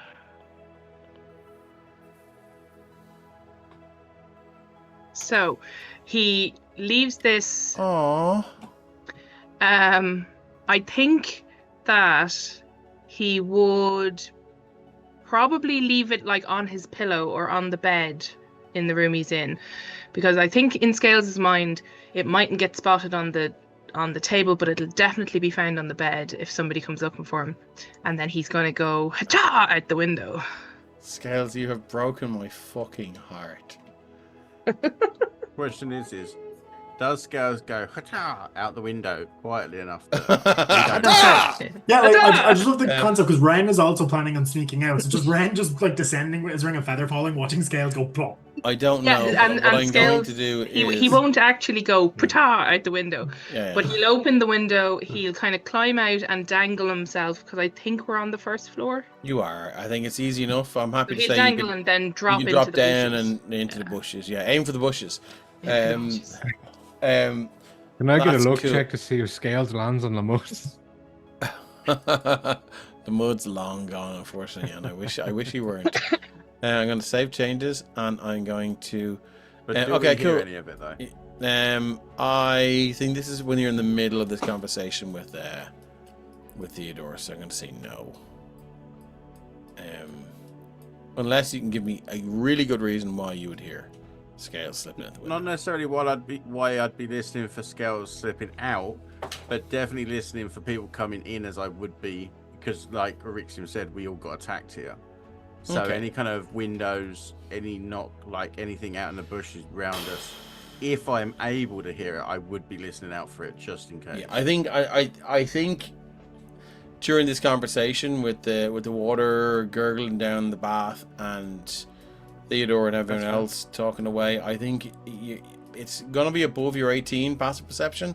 Unfortunately, not. But Not a problem. this is like I love the idea of multiple members of the party sneaking out and spotting each other. Yeah. And saying that, I think we'll move over to Ren. Yeah, I mean, for the sake of as funny as that would be, allowing Scales to do what he's going to do, I'd say Ren probably is a few minutes later. So he's going to do Funnier. similar. Yeah, the window just. Ren Mhm. twists the ring on his hand once, which is the ring of feather falling, and Yep. he just steps off the edge, and he is going to begin making his way further into the city. Now, there's 2 stops. Mhm. The first thing he's going to do is he's going to, as stealthily as possible, like it's probably midnight at this stage, he's middle of the night, he's going to make his way to the Arcanist district, or the fog wall. Yeah, no problem. So he's assuming he's not going to be able to walk straight in. I'm going to move us over to the Arctic's map. Yep. So where, just now that you have that map up, Dave, where is the just remind me, where is the Grim I House? do believe it was in the Trade District, wasn't it? Yep. All right. It was near the Temple District anyways. Yeah, it was in the Trade District. Oh, okay. Why isn't no music playing? I've not heard This is so music for a while. cool. Oh yes, this is oh yeah, you can see it now. Cool. can see 'cause it. Last game you couldn't. I am going to change us over to my favorite thing, which is Solemn Vow. Yeah. And there we go. Okay, cool. So what I'm going to do is grab your token. Ren, I'm going to bring you over to here. So what we're going to do is we're going to zoom in right here. Ren, as you duck out of the Trade District now, you can see straight ahead of you the Temple District. And again, all those massive monuments to splendor and to infinity and to the life after death. I mean, this is one of the only reasons you've considered people worship power and they worship deities is because of either the promise of immediate power through devotion and through worship, or through or for a promise of something in the afterlife. This is something that you you've had to study your whole life. You've had to put the grind in this life to learn and to grow and to just to evolve. And so as you make your way out towards the Temple District now, where's the Arcanist District? And I'm right in remembering there is no set god of magic in your setting. There's no Mistra or Azus. No, there is no set god of magic. No. Because that's the only one you'd probably be like, they're all right. Yeah, well, there isn't though. There's no one that worships magic. They seek to understand it. There's no one that blindly worships something that has to be learned and has to be studied. It's what a is a god contradiction. if not a really, really powerful magician? That's Ren's logic. Yeah. So as your feet touch down now, there's a cold rain falling. It's slightly turning into sleet. As you move out of and past Mezelus Townhouse, you can see the usual beggars lining the the Temple District. There's a town crier. Ding, ding, ding, ding, ding, ding. Hey. Curfew going into effect at midnight tonight. It's nothing new. It's just, it's curfew is kind of bullshit here in Artex. It's just the means. It's a thing that nobody really follows it. Well, it's the means by which if you're drunk and disorderly, they can just say that you've broken curfew, and they don't have to do anything. You've just broken and you're locked up for the night. But as you move down now, you can move your token there if you want through the Temple District. I believe you're heading towards the Arcanist District. Ren's gonna make a point of not going through the Temple District because he knows there's some dodgy shenanigans going around there. So Okay, cool. So are you skirting it to the south? Yeah, to the south. Okay, so we'll get our Technomistress to zoom in so we can see Ren's token. That's all right. As he moves to the south, just above the Sapphire District, which is above the sword. This is it's a series of parks and pavilions and things like that. It's where a lot of the if you look at the Arts District to the southeast of that, which is pretty much Bard Town, and it's where a lot of like the more sort of tragically inclined bards will sort of Trinity go heads. they'll sit under a tree and they'll strum minor chords and they'll write sort of sad poetry. And I'm fairly certain Ren had an encounter with a group of them in you did, and they'll write murder ballads and things like that. So as you kind of stroll by, there's some gentle weeping and singing and stuff like that.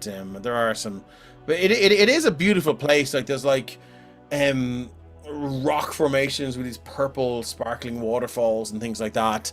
And some people just they just come because they enjoy the place. It's a beautiful place. But as you approach the Arcanist district, you can see now again this wall of fog that separates anyone who has no arcane abilities from folks that do have arcane abilities, but also have received permission to enter this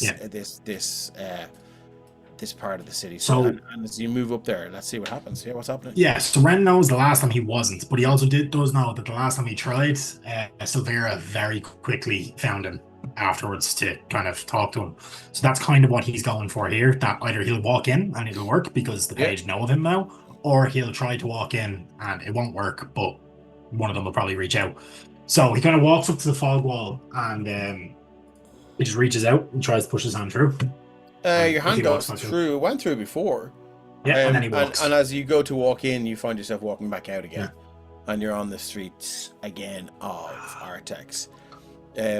But you see a very, very familiar figure poke her head out. He's got like this side shave and this bright blue hair that sort of is kind of combed over. She's again wearing this sort of these black leathers, and she's got this sort of white blouse with a black vest on.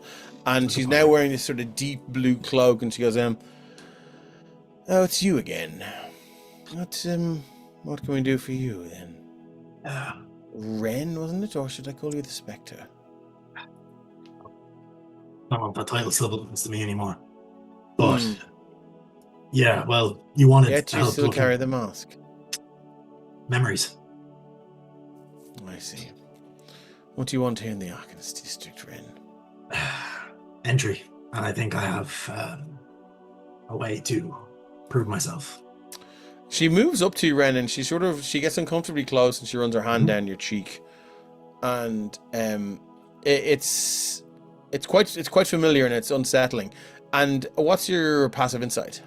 Perception's 11. I think I'm proficient in insight, so it's probably slightly higher. So 8 plus your proficiency plus your insight bonus. Yep, let me just check. Where's the sheet? We're level 11. What's proficiency bonus? Don't know, it should be the top of your sheet. It's like 3 or 4. Yeah, it's not loading for some reason. No, here we go. 4. So the 8 and 4 is 12, and insight 1. So 1. Okay, so 13. I'm going to say 13 is enough. She doesn't have any sort of intimate feelings towards you. She's clearly trying to make you feel uncomfortable and put you in the back foot. So if there's any back and forth, if there's any sort of sparring with words, that she has the upper hand here. She smells like raspberries and steel. Interesting combo, but okay. Yeah, so Ren isn't really he's seen through what she's doing with that, so he's not really too thrown off. He's like, well, I mean, you're 13, you just about made it, so you are a little bit sort of befuddled. Okay. But yeah. So he's kind of you, I believe, once said that the best way to gain access to here is to impress some of the mages, and I think I found a surefire way to do that. Well, let's see if you can impress me, Ren. I don't think this is a type of spell that it should be cast out in the open. Might draw attention. Well, you're certainly not going to cast it in the Arcanist district, so do you think of a better place? The Grims are not going to be happy, but I suppose if you follow me back to the townhouse, I can set up in the study. Or no, just do it. All right. What is it spectacular? What have you done? What have you made? Ren produces the nugget of adamantine. Yes. And his dagger. That's dangerous, Renorum. And then he's going to now. Obviously, the ritual itself to fully do it takes quite a long time. It's like 5 hours, I think we established. Yeah. But he's going to show that it's possible by activating his transmutation magic and the adamantine, which notoriously probably hasn't been really subject to transmutation magic, at least not knowingly. Mhm. Like it's not in common tomes. It's going to start to shift and like melt and mold as he's been practicing for them however long they were in the Underdark. She looks at it and she looks at you. What do you look like when you're doing this? Focused, like his eyes. Like you're in the zone. It's not easy. Pretty much. It's not super like it's not. He's not going fully into the ritual. If he's going fully into the ritual, it's like 5 hours of intense focus. Okay. But he's essentially, his eyes do that kind of thing with that deal where they change from their purple color to the like glowing with the golden energy, as like kind of golden lightning and like threads begin to pull and shape at the metal. Okay. She looks at you and she looks down at that and she looks at you and an eyebrow arches and she's like, oh, I see. Did study under one of the best transmuters around. I don't think even he could do this.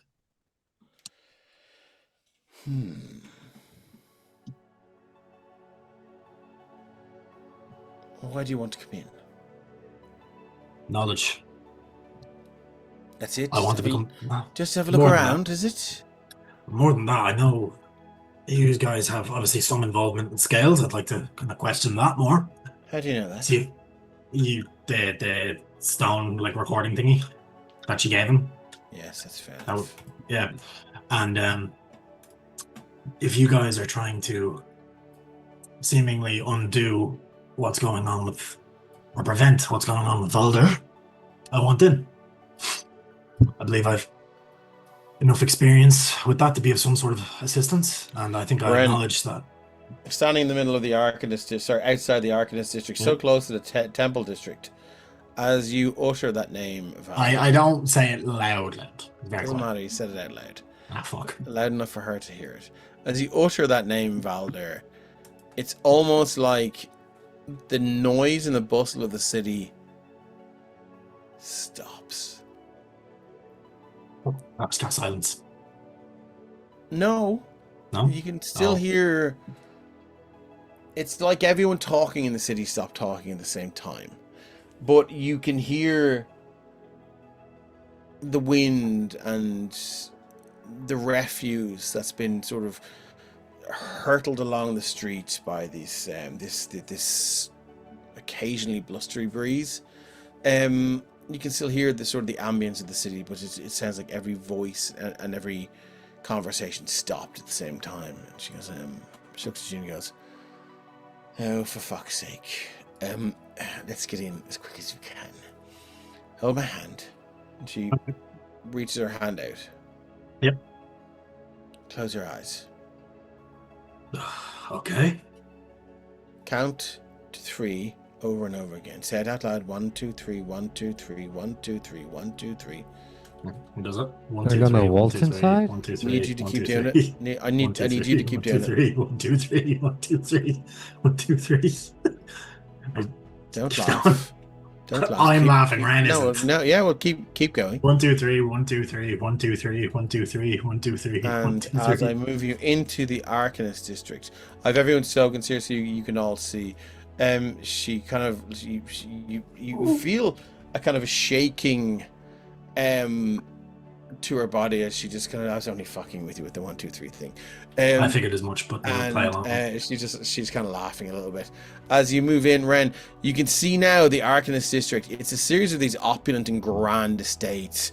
You've got like down here, you've got sort of what looks like, I don't know if, let me just make sure dynamic lighting is off so you can see everything. Yeah.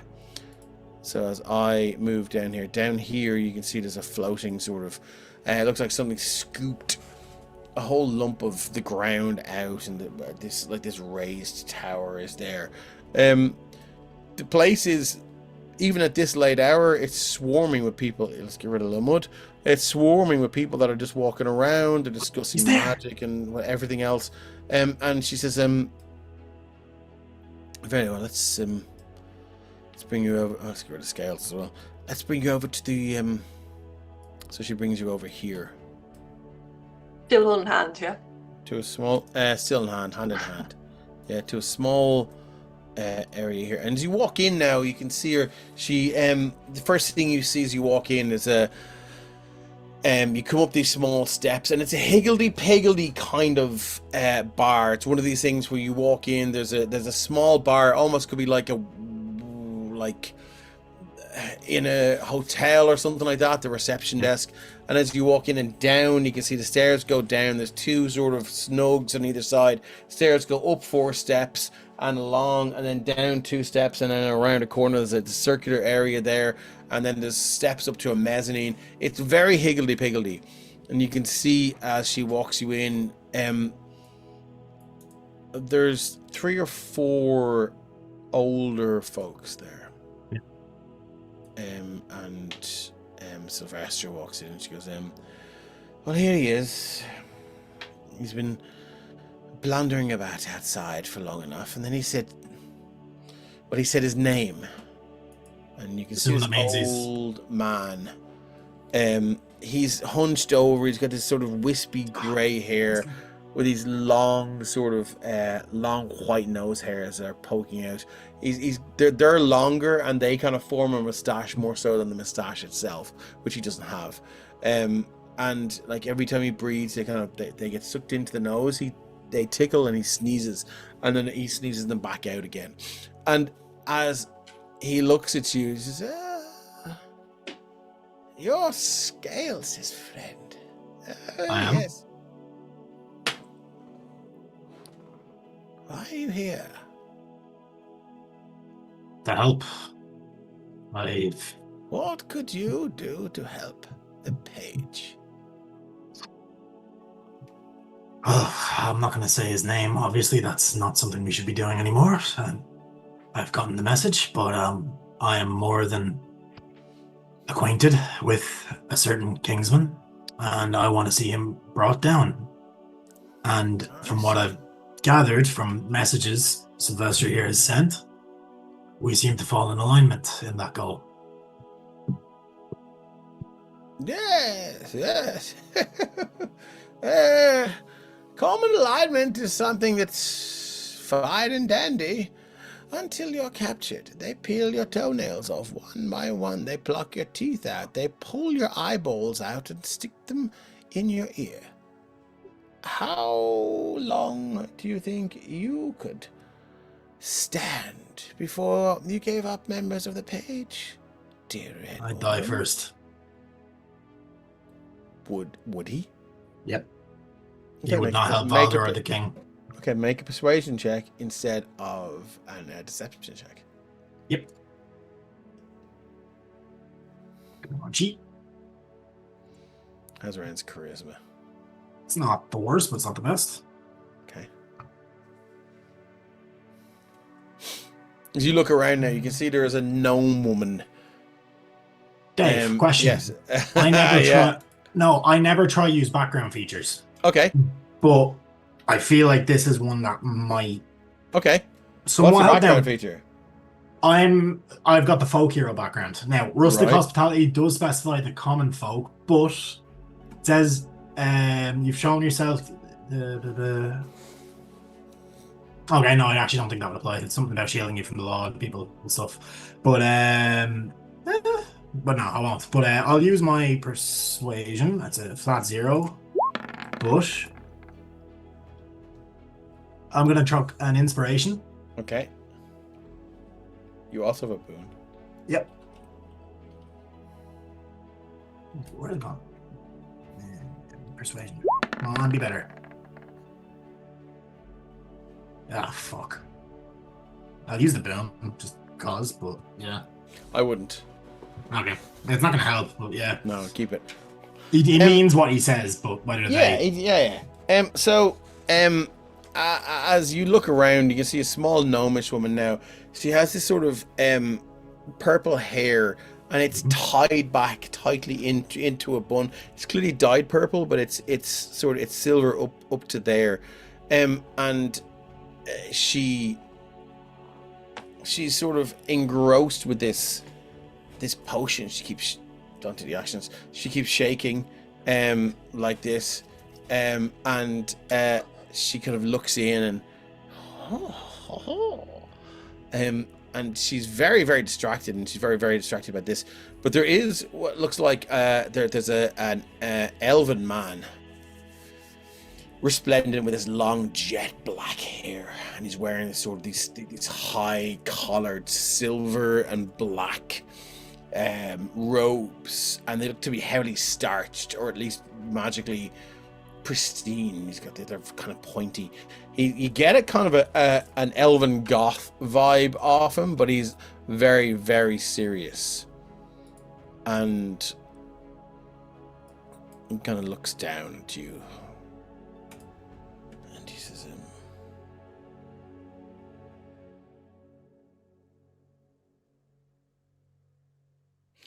"Be specific.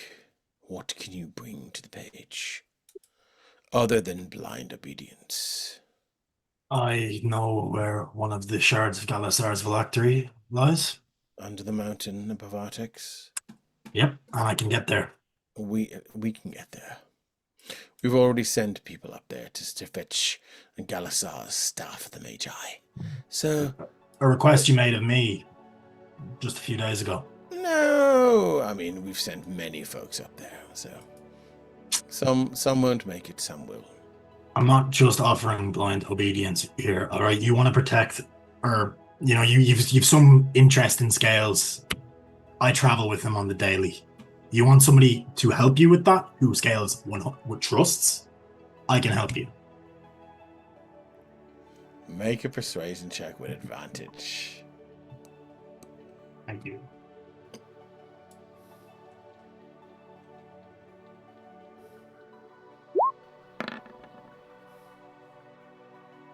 Would a boon help? Yes, it would.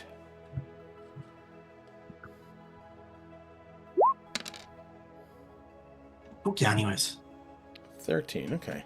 So he kind of looks you up and down and he says,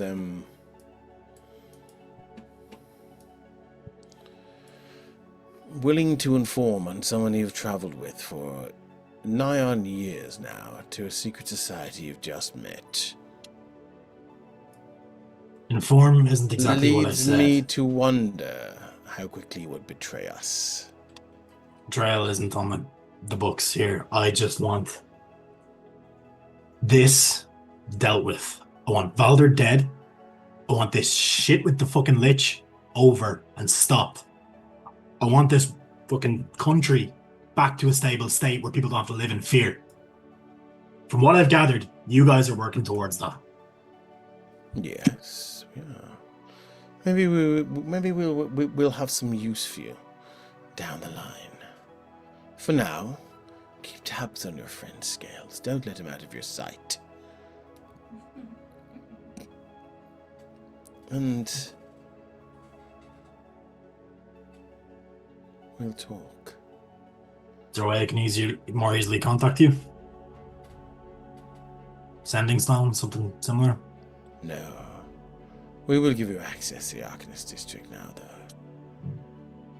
And you see the little old man he snorts and the nostril hairs shoot out. And they are very, very long. And he goes, I sure you seem to be giving just about anybody access these days. No offense. Wrinkle, Ren, what, Ren, wrist, Ren. Wrist. Ren! Is that it? Ren Oram, yeah. Ren Oram. Okay. Well, yes. So, are you sure? And you can see he kind of looks at you, Ren, the elven gentleman. And he says, Ren. That's unit of measurement. What? Is it a unit? What? No, that's it. Doesn't matter. And Is it because it's a small bird? Is that no. No, It's it's my something else. partner. And he says, no offense, Rinda, whatever it is. But we seem to be letting a lot of people become members of the page.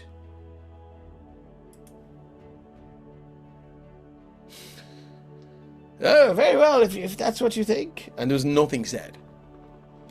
But he's replying out loud to something that was Standing spell or something. hard to know. And he says, right, well, there you go. Welcome in, Mr. Rendell. So, yeah, should probably go. And Sylvester looks at you and goes, yes, well, I think that's as successful as it's going to be. At least you can come and go now. Feel free to visit the shops and buy a few things during the daytime and everything else. And make sure to keep an eye on your friend. Actually, Sylvester, last thing before I leave. Yes. You told me the Spectre was executed. Where did that happen? Oh. Right in the center of the temple district. Right. Center of town. Why? Well, want to see where my copycat was taken out? I see. Should you not Passive, be more passive insight will 100% show exactly that he's not happy about it. Should you not be more concerned with the fact that he's returned from here from beyond the grave? Why do you think I want to go see it? Excellent. Well, have fun. And to. Bye, Reddy. Yeah, Ren's leaving. Okay, cool. I'm going to shoot back to. He is making his way towards the temple district. Okay, yeah. I'm going to shoot back to the Arctic's house, and so we are closing in on time to have a long rest. So we're back in the hall here. We've got Theodore, Mezelus, Erixium, Robert, and Boothby. What are y'all doing?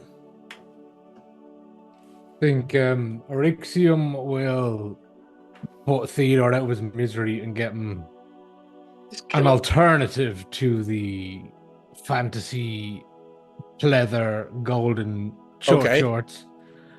And then he himself intends to avail of a hot bath. Okay, no problem at all.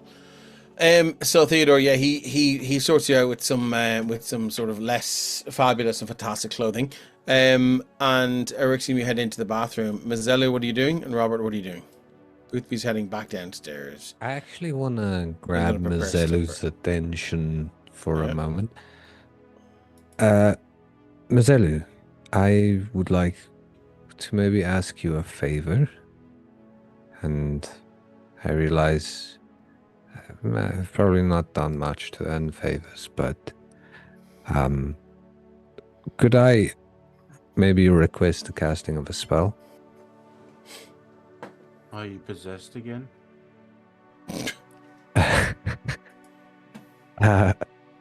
Maybe. What ails you? What do you need? Maybe just something like, I've been hearing voices.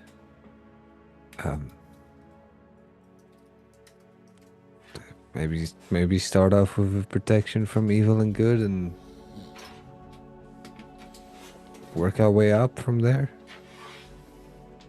Give me some insight first. What are the voices asking of you? What do they want?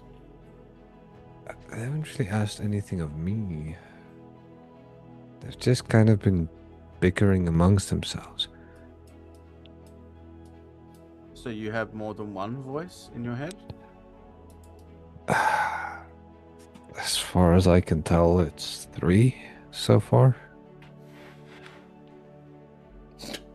Okay. Should I be asking Erixium about this instead? No, definitely not. I guess the question really lies in something like a protection from certain things would mean that it'd have to be of either of those. If it's just your psyche trying to explain things to yourself, then that sort of thing won't help. Yeah, but I mean, if it is that sort of thing, then we'll know. You know, if it's protection of evil and good, of evil and good doesn't make it go away, then. Well, are they talking to you now? Are they talking to me now, Dave? No, you do hear faint moving of furniture and sounds like maybe conversations coming from the other room. But there's nobody in the other rooms now at the moment. Okay. Nothing right now. And then you No. hear, shh, right, he's listening to us. He's fucking listening to us. I love that voice. Joe is laughing, not Robert. What are they asking of you? Or what are they talking to you about? I think they want to teach me something. They've offered you to teach? I don't know. I'm not sure. It's a bit new still, but I figure I'd play open cards about this. You know, When did it start? I look at my invisible watch that I don't know if watches even exist at this point, but like maybe a couple of hours ago. Okay, so it wasn't in the mines. No. Okay, we'd probably be having a much different conversation if that had been the case. Okay, so it started here in the house. Yes. I don't want to show him. Tell me specifically what they asked or what they said. Well, one of them They- doesn't want to show me stuff, but Thus far, I don't think they've other spoken one- to you yeah, it's not like they speak to me. It's they're kind of speaking among themselves about you. about me. Okay, so I'll do a protection from evil and good and see if that stops it for a second. Okay, so do you want to describe what that looks like and what Robert would feel? So, essentially, I take my emblem in one hand, and I kind of like, you know, when you like put your hand around the back of someone else's head, like to hold Yep. them in, kind of thing. And he just bows his head a bit, and there'll be that kind of soft platinum glow from my emblem that would then kind of radiate from me into him and surround him. Okay. There is sort of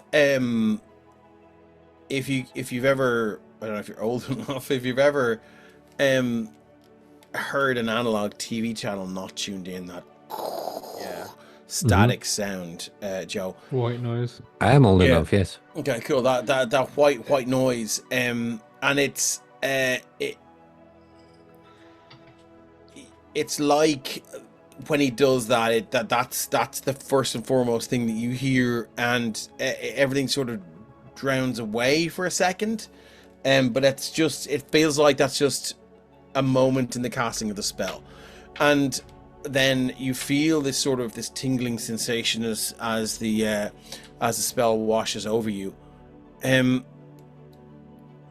wounds the scars along your sides, where the carved witch sank her claws into you as you climbed out of death, they begin to itch furiously. And it's almost like you hear an echo of her voice, but it's definitely just in your mind, and it's definitely just a Robert thing. But there's furious itching where those talons went in to the soft tissue underneath your ribs, and then once the spell is cast, that static washes away again in here. I don't know what he's doing now.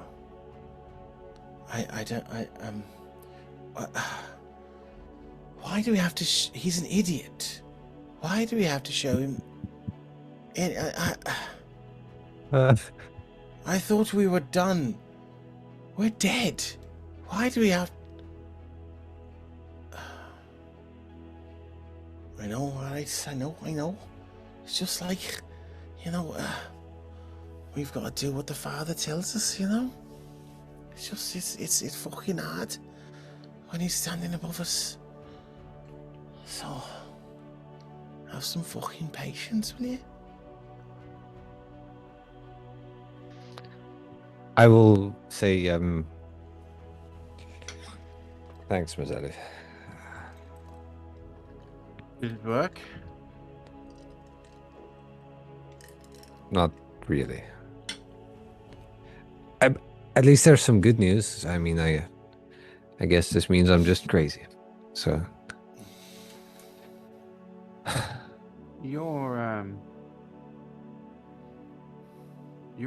Your ability to do what you do has certainly changed since, well, we met, as is all of ours.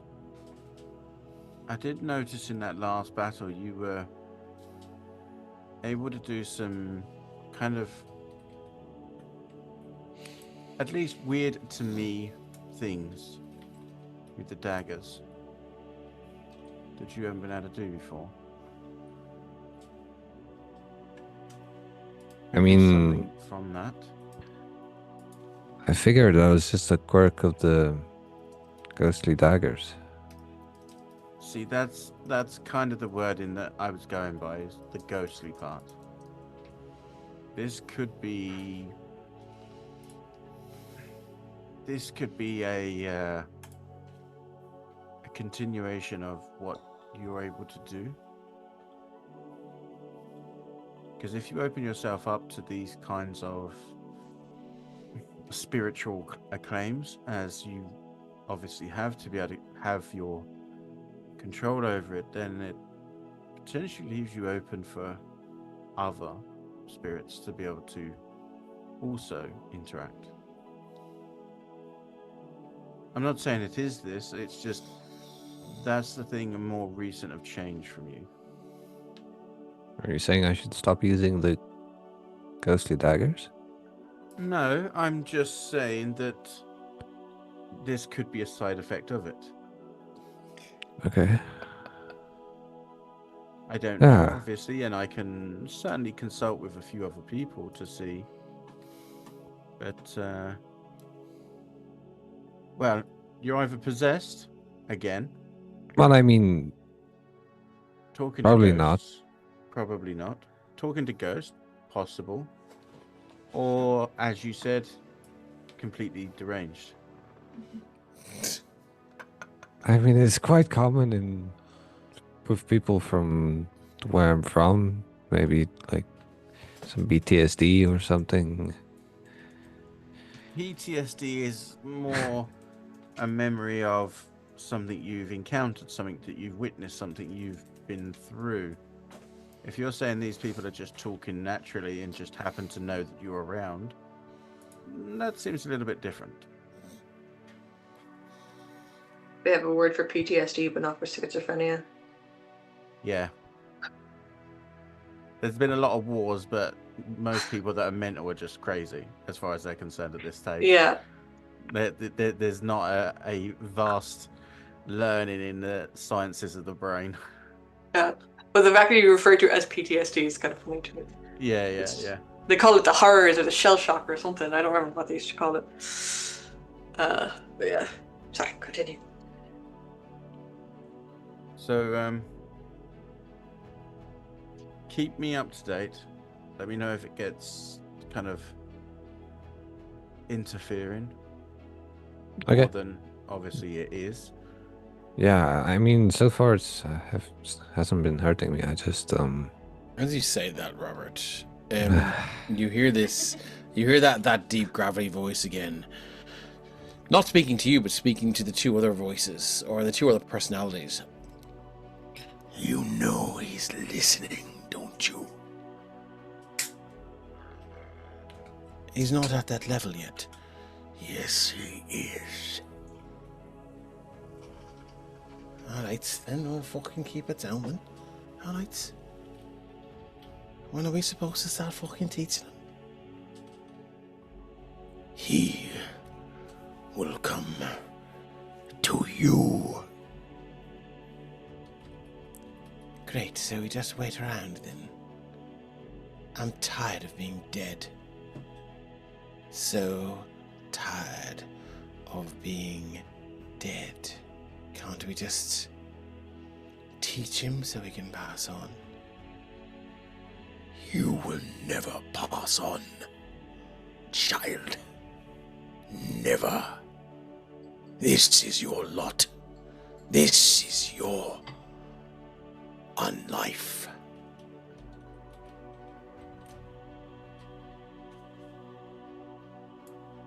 I get the sense that he's talking to me. No, he's talking to the Okay. one that sounds like a child. And we're gonna cut to Rixium taking off his garments in the bath. The yeah. bath there's a layer of scum on it. Oh, sorry. You can see a couple of scabs stuck to the side of the copper bath. Oh. Well, Arixium will have the boiling tap up to maximum as the room Absolutely. fills with steam. Yeah, look, a couple of Eldritch blasts straight in there as well help. Yeah. Eldritch bath. And he'll kind of be, as the bath is filling and descaling, he's standing in front of what I'll assume is a polished silver surface hung as a mirror Yes, indeed. at the sink, when for the first time in a long time he de-summons the armor Okay. that has been covering him since before they went into the Underdark. Underdark. And as he does, and it disappears from his body, and he's left in just his robes, as he starts to take off the top of his robes, his entire his neck, his shoulders, his torso is covered in just these burst blood vessel trails of the weight of this armor, because it's meant to protect him and be a gift for a short time, and he hasn't been relieved of it, so the weight has been released for the first time. And Well, he hasn't relieved himself of it. Yeah, no, that's Isn't that right? Yeah. he So has this to is all summon, him. but Yeah. he wouldn't leave himself vulnerable in those places, and his body is just destroyed. If anyone was to walk in, they'd just see him deep purple bruises, burst blood vessels everywhere. We the do a weight. quick Constitution saving throw then, just for flavor. It's not going to have any mad game mechanics. I mean, let's just see what you roll and see how it goes there. A 20. Yeah, you begin, as the weight of this is lifted, you feel almost like you've forgotten you were slightly hunched over bearing the weight of this. You stand up straight, and the steam almost triggers a coughing fit. But you just one or two quick hocks, but there is put your hand to your mouth and there is specks of blood. Yeah. And as he summons the armor, there's a clatter to the floor as the hammer hits the ground, because it's no longer in the belt loop of the armor. Yeah. There's a cling, cling, cling as the ring that he had put in his pocket hits the ground, and he'll put them together. And as he looks at himself in the mirror for the first time in weeks, and all he can see is all this damage to his chest and the scars on his throat, and as the electric blue eyes fade back through the scar tissue to just the grey, dead, blind eyes, and he just takes a deep breath for finally having the resolve, or restitution is the right word, but safety isn't either, but he's comfortable to be finally home and have just that slightest break of the weight of responsibility to keep his brother and Scales, true his brother, safe.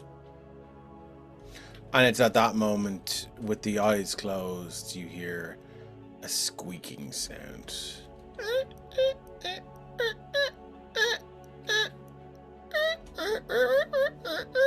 Quick successive squeaks. You can still see through those blind eyes, right? Yeah.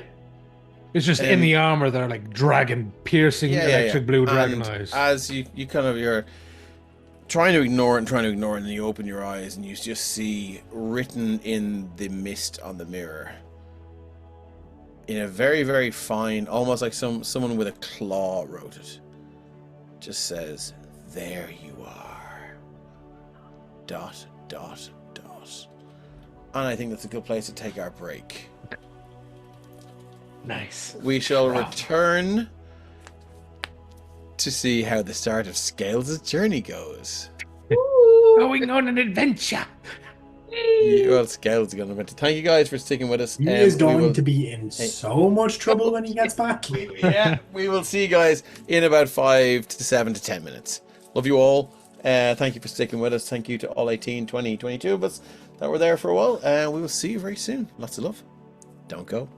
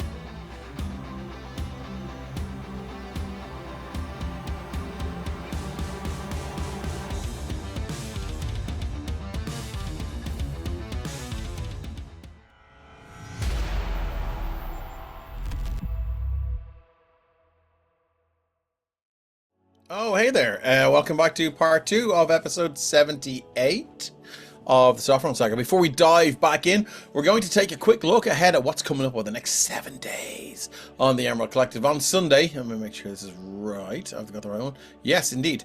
On Sunday, we have Daggerheart. That's just 2 days on episode 6, Strangers in the Strange Land. I see what you did there, Wayne, and I love it. The Dream Sphere has begun to leak. Its twisted magical influence is seeping into the very soil of Horizons Hollow, and our band of adventurers are smack bang in the middle of it. The very land they are trying to save is now trying to consume them any way it can. Something is trying to prevent them from getting to the Dream Sphere. Will it succeed? Or will our heroes finally make their way into the heart of the sphere and save Horizons Hollow? Tune into the Emerald Collective Twitch channel this Sunday at 8:30 Irish time. One can only hope that we'll do well. On Tuesday, it's GM Carrig, who's right up there to our left there, with Arcane Adventures in Andromedas. Now deep underground, the party stands before the gates of Kazam. An army of goblins stand in their path. Will Tharkin's assistance be enough? Carrig, tell us what's going to happen. Well, Kate's right there, so I don't want to tell you too much. But basically, yeah, I mean, if they get past this, they're into shit now. They're in a very, very dangerous spot. And it'll be very interesting to see if they keep passing those wisdom saves, because that's going to be important. Okay, good to know. Please tell me that the king of Kazam his name is Alan. His name is Alan Kazam. No? Well, it is now. Okay. He's very dead. He's very dead, but it is now. Okay, cool. On Friday we have Mork Borg. We have I'm very excited for this. It's going to be a brand new one shot here on the Emerald Collective with GM Anthony, who you guys might know from AdventureCon, and you might know from the Irish TTRPG server. He is a wonderful, wonderful person, and he's been trying to convince me for 3 years to play ever since the first event. Hey, look at it, Bodie! Hey, buddy. Look at the best boy. Look at that little face. That's what I imagine goblins look like. I bet Yeah, it and smells Anthony. good though. Yeah. Oh my god, I love my dog smell so much. Yeah, so I met Anthony at the first AdventureCon, and he was like, "Dude, you have to try Morkborg." I'm like, "Dude, let's do it." And then the next year, he was like, "We still have another Morkborg." I'm like, "Oh yeah, cool, let's do it." So it's been 3 years, and we're doing it on Friday. So come along. Morkborg, inspired by old D&D rules, Morkborg is a brutal rules-light system with a dark, nihilistic, heavy metal setting. Everyone across the dying lands knows the end of the world is coming. However, it seems our group of scum may have a second chance as they find themselves awakened in a perpetual graveyard. Will they escape, or will they be put to rest again? There's only one way to find out. Let's play some Morkborg. Anyway, and if you stick around to the end of the stream, we like to kick back for about 15 minutes or so and discuss what happened, what it could mean for the plot, and how our players and their characters feel about what just took place. This is, of course, completely free and will entirely depend on whether I've run over the 3-hour stream by 90 minutes or not. We want you to feel as included in this story as possible and stick with us wherever it might be headed. So if you have any questions for the players, feel free to throw it at them. Write them on your hand, write them backwards on your face in front of a mirror so you know you can read it properly. Whatever you tattoo it on yourself, just remember the questions. I'd like to thank Kate Fitzmath for her role as Technomistress. She's right there. Woo. Say hi. Kate texts most of our streams, bar Air to the Hand, and I think 1 or 2 others. If you'd like to show your appreciation to our new digital demigoddess, then please scroll down the page and hit that tip the Technomancer button and throw Kate a few gold pieces. And as if she wasn't doing enough for the Emerald Collective, Kate is also responsible for all of the amazing maps you see in the Sopherone Saga, and you can find her on all of the socials at It's a Map I-or-E. And her commissions are currently open. Okay, good to know. All the music I use in the Sopherone Saga is courtesy of Tabletop Audio, and we love them. And I use them for most of our podcasts as well. So you can find all about them. They're on the jukebox, or just go to tabletopaudio.com. Now I think it's time to dive straight back into part 2, episode 78 of the Sopherone Saga. And I'm going to move right back down to here as you hear that sort of... I'm going to move here. Scales. Yes. Let's unlock this locked window, and it's opened. As you hear that sort of that scraping of wood against wood, and anyone that's opened a sash window, it's almost like it's opened for you, due to the counterweights and everything else. But there is a resistance and the sound of resistance that is sort of translated or communicated through the scrape of wood on wood to the left and the right of you. You hear the panes of glass rattle inside their fittings as you pull this up, and as you pull that window up and look out, there's some light sleet falling now, as it was heavy rain. And as you were writing your note, you would have looked out of the window and you'd have seen the rain is almost like assaulting the window now. But as you finished your note and you did what you had to do, you notice the weather getting softer, almost as if the world is making it easier for you to go out and do the job that you need to do. And that feels comforting, Scales. So as you open the window now, it's just a light sort of drifty sleet and snow. And you slide down, and you slide down, and your little claws kind of scrape against the side of the building, and you kind of let yourself down, and you kind of land in a plop in the bushes.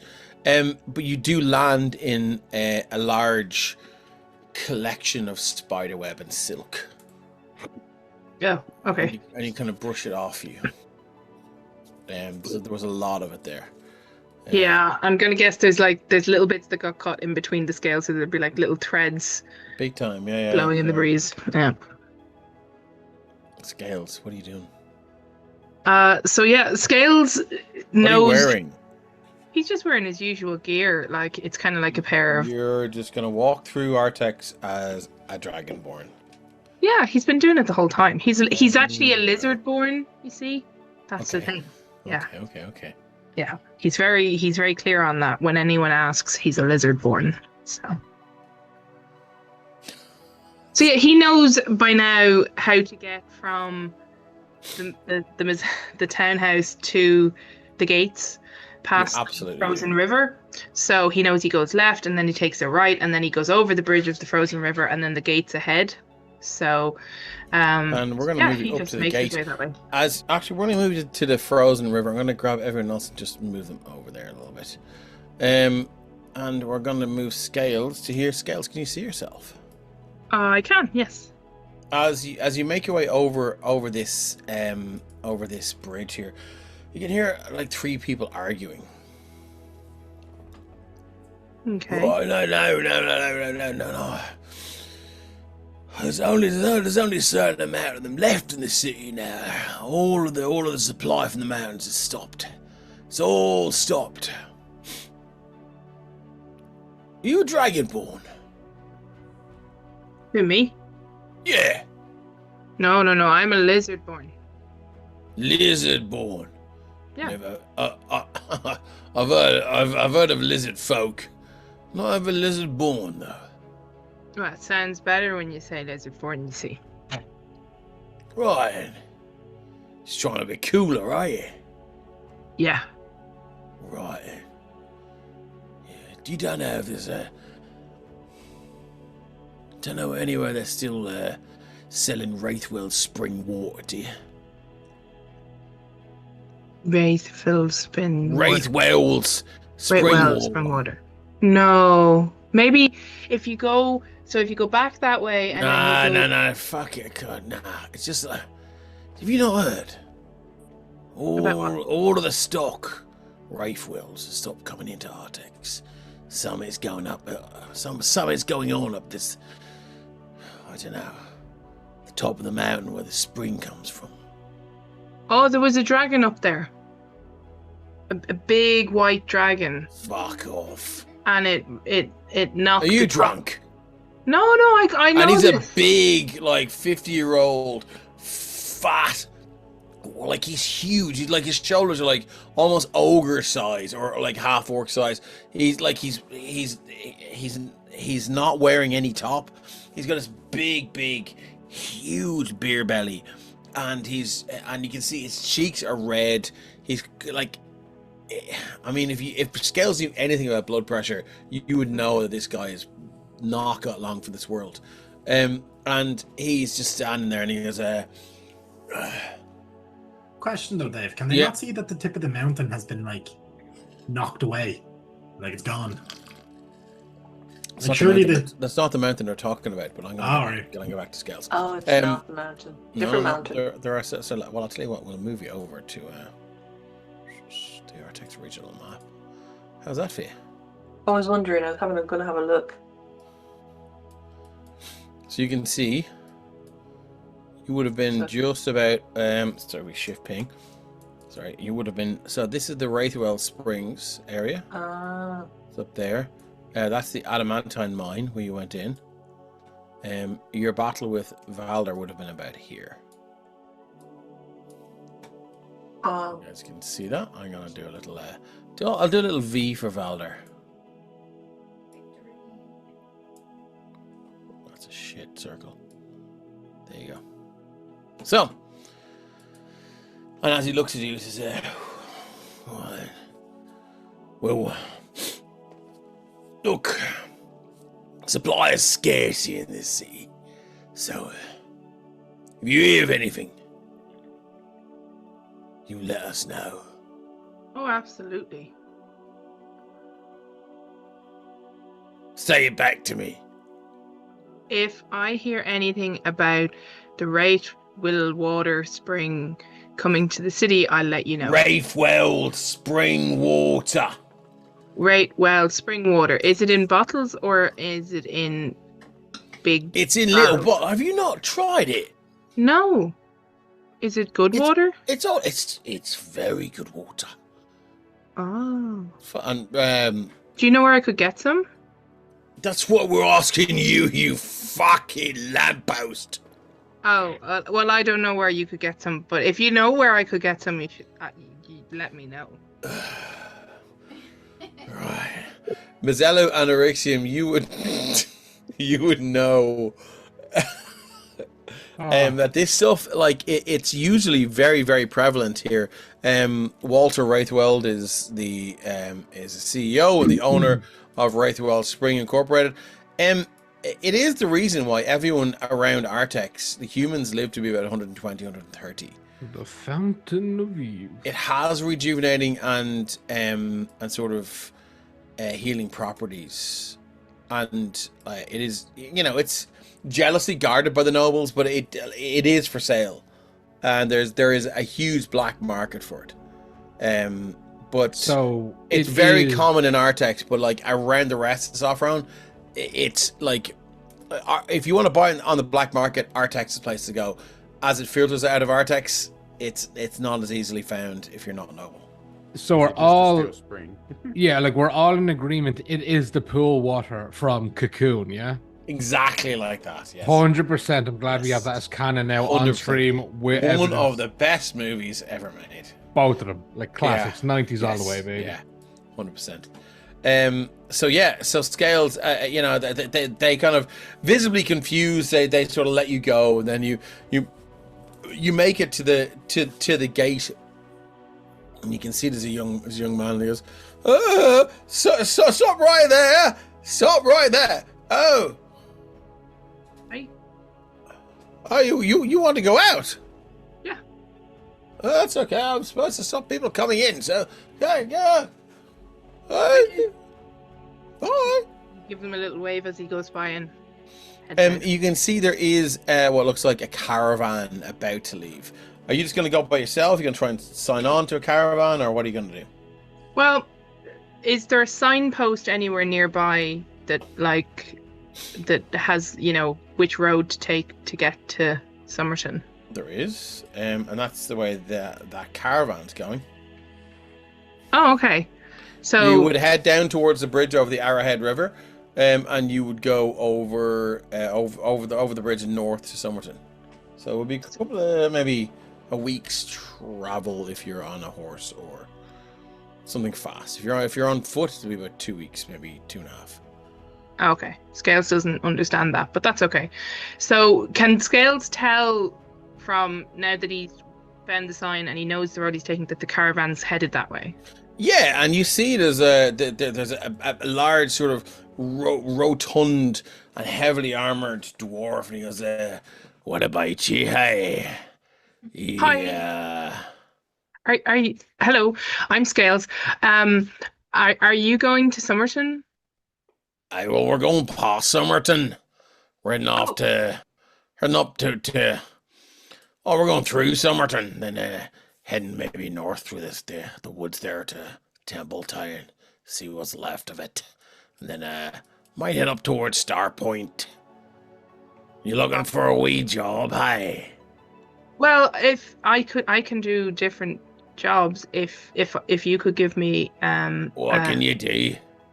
well, I can lift heavy things, and I can, if the wheel came off one of the carts, I can lift the cart up so you can put the wheel back on.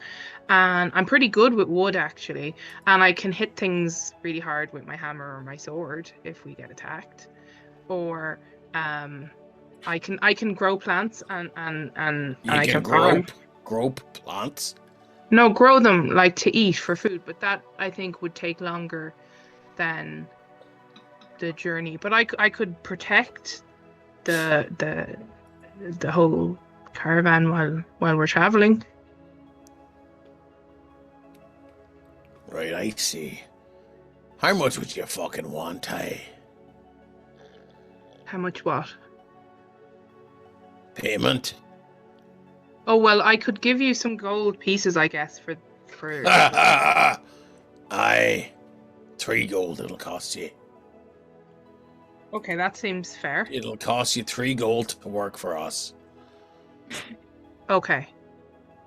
And you'll bring me to Somerton on Aye, we will. Aye. on your cart. Okay, yeah. Do we need to shake or spit or something? Some people, I think, do that. Aye. Spit on your wee hand there. And Scales will kind of look at his hand and think it's not a very small hand, but okay, I guess, I'll spit on my hand. You see this big jelly-like wobbly thing land out on his hand. And he goes, right, we'll just, in 3, 2, 1, I'll plop it on my head, you plop it on your head, right, with your hand. 3, Okay. 2, 1. Hey, well done. Okay. You get a big, dirty, acidic goober. Acidic, yeah, it's a good chance. On your head that you're Shake. immune to. And he goes, right. And you see, he goes, all right, hop on the back of the wagon there, hey, and fucking keep your fucking eyes peeled, your peepers open, hey. And we get any goblins or goblinoids or fucking orcoids or whatever you want to call them, hey, then you get out there, you fucking deal with them, hey, right? Yes, I can do that. Excellent. And Scales will And happily he hop wanders up off. and his legs will dangle as he kind of happily sits on the back of the cart. And around about that time, you can hear some rustling in the back of the cart. It is one of those sort of curved carts that there's cargo in, and you hear some rustling back there, and you see this small halfling girl just scoot out to him. How's it going there now? Hello. Shh. Are you sneaking along here with the caravan as well? No, I agreed that I'd work and then they'd give me a ride fuck. to... You're working for them, are you? Yeah. Oh no. Oh, Why? Shite. Because I'm sneaking in with them, trying to get them to take me to Somerton. Well, that's where we're going. What the fucking? They make me work. I can't work. Well, I'm good at needlepoint and with me daggers, I do the things. But shh, you won't tell them, will you? No, of course not. But you do needlepoint. That's where you sew things, isn't it? Yeah. Oh, okay. And he'll pull his bag off Do you his want me to back make and you something? he'll root through it, and he'll find like his spare pair of pants that got ripped up at some point, and he'll be like, "Could you help? And could you fix these for me?" Of course I can. Would you like me to make a little patch for you with like a lizard on it? Yeah. And maybe it could be curling round and like trying to bite its own tail. Can you do that? It's like a Ouroboros. That's when it bites its own tail. The Ouroboros, yeah. Yeah, Like yeah. this. I always thought that was really kind of cool when because I can't bite my tail. I can't reach. Have you ever tried? I did, and my mum told me I should stop because I might hurt my tail if I ever managed it. But I What could about if also I held pull it it for too you? hard.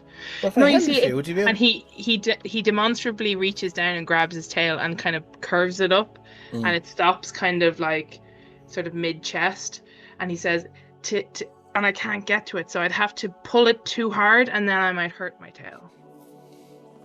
Right. It reminds me of a bard called Prince. But anyway, so let's go. Anyway, which we'll head on. Well, I think Don't want to say a word. Caravan will go. I think Dave needs to go back to energy drinks. Don't want to say a word. I'm here, right? What's your name? Scales. Is it? Scales. Yeah. What's your name? I'm Akio. Akio. Okay. Hi, Akio. Hi. Where are you going? What? Where are you going to Summerton? Well, I'm trying to get to Templetown because I'm after hearing place got destroyed, blown up, so it did, and I'm going to rob the place fucking blind. And Scales literally just giggles at that. Get loads of fucking free stuff. Ah, okay. But it got destroyed. So why would there be any things left to steal? Well, if you ever dug around in rubble, No. sometimes, like if something explodes, there's often nice shiny stuff left around. Oh. Yeah. That makes sense. Yes, I did so. Moving back to as Scale sort of sits up in the back of the thing, you can see Akio just kind of scuttles back in and throws a bit of tarp over. This caravan just sort of trundles away into the dark as Scales, the last thing you hear is the change of the guard in the middle of the night as that young guard just kind of wanders away and maybe goes to an early house or a late house or whatever it is. But we're going to move back to the Arctic's Grimhouse. Guys, it's about time you want to go to bed unless there's some reason that you should stay up. Well, I was sitting in the drawing room. Where's the drawing room? Like the front room as such, downstairs. Oh yes, I see you there now. Oh, you're not there. I didn't know how to move myself around the map. Sorry. Let No, me that's move all good. you. There we go. How's that? Yeah, that's perfect. So Perfect. basically, it was a case of just sitting there while they're awake, as in I can hear people moving around the house and stuff. I'm gonna essentially take my chance while I'm sitting there. For the Okay. evening. Obviously, as an elf, you still keep your semblance of what's around. Of course you do. Yeah. Do half elves get that? I thought only full elves. Half elves get it too. Did I? Yeah, half elves get the trans rest as well. Yeah. I don't have. I should have that. I don't think so. But I don't think they do. I've always I had think it. you have to. without I think half you have to do a full rest. Let me just double check. Yeah. You do. You get a long rest on 4 hours instead of 8 or something like that. I think that's If just you're an elves. elf. Yeah, I think half elves have to do the full. Yeah, I think so. Yeah, because unfortunately. half elves aren't like lore-wise connected to the revelry thing. Yeah, so if I've made that mistake up until now, my apologies. Well, in that, I think I've always taken long rest anyway, but like Yeah. still. Okay, so I'm gonna be there anyway. Mhm. Probably uncharacteristically for Mezelus, sipping on probably some of his father's brandy. Okay. Just contemplating everything that's happened, everything that's about to happen. Contemplating what the fuck he's gonna say to the church tomorrow, what they might even say to him. I'd say he'd probably be at that until a point where he just kind of naturally dozes off. Yeah, so as you root through the liquor cabinet, you find what looks like a boxed up bottle that hasn't been opened, and there is what looks like a gift tag on it. Like, and as you sort of like pull out some of the bottles behind it, there's a thick layer of dust on it, and you look at the box and you sort of turn the tag around. The writing part was turned inwards, and you see what's your father's first name? Mezelus. Oh, so sorry, okay. Because he's senior and I'm Yeah, junior. yeah, cool. So it says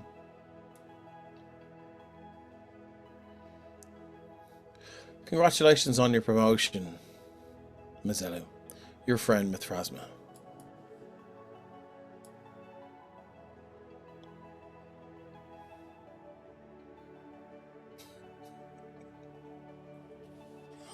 Put it back.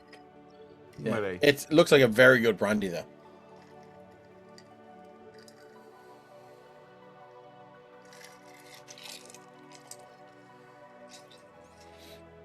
There's fucking Does he- no one in this does world. Does he drink from the poison chalice or does he throw it in the fire?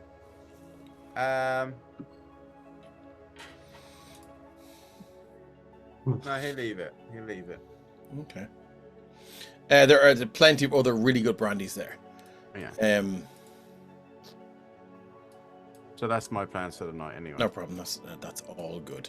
Is there anything else anyone wants to do before we call it a long rest?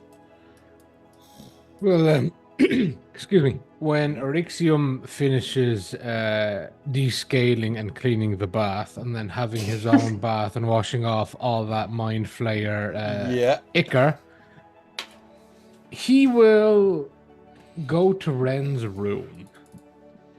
Okay. So I'm gonna copy your token and move you up to another map because this is on 2 levels. Cause roll 20.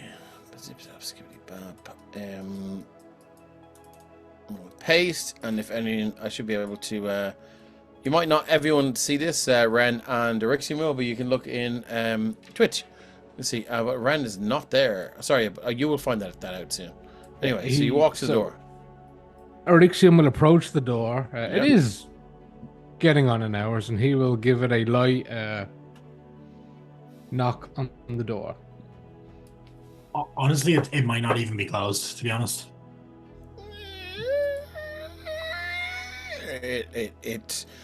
The door opens, and you can see in there the fire is low. It hasn't been fed in quite some time. One of the windows hangs open. The curtains,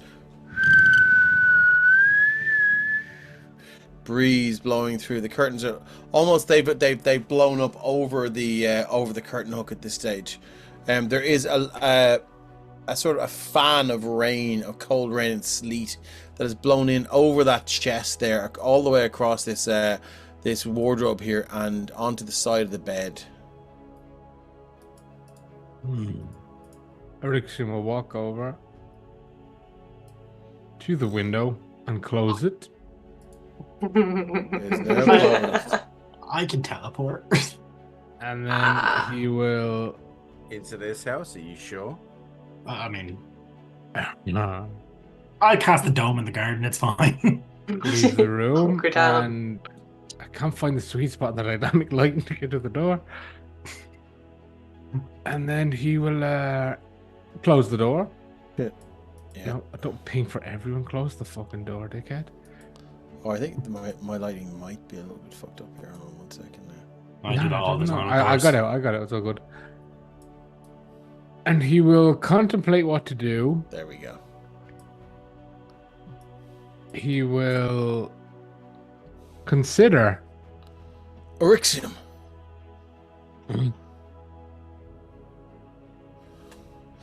Thank God it's you. Oh, for fuck's sake.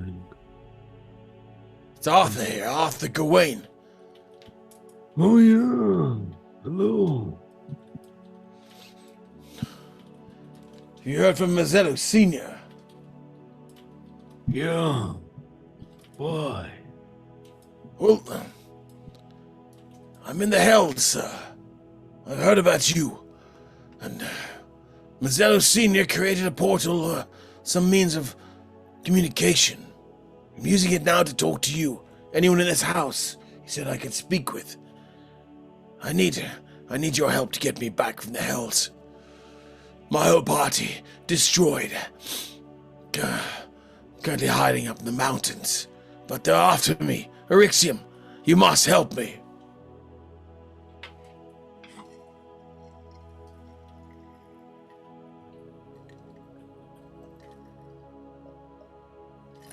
Rixium spends a moment and says, If my father created a channel, how were you able to reach out to me? Arthur.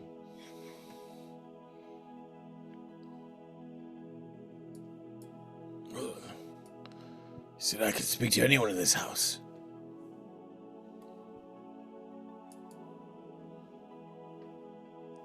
Ha! Ya! Ching ching! Ya! You hear the sound of a demon dying.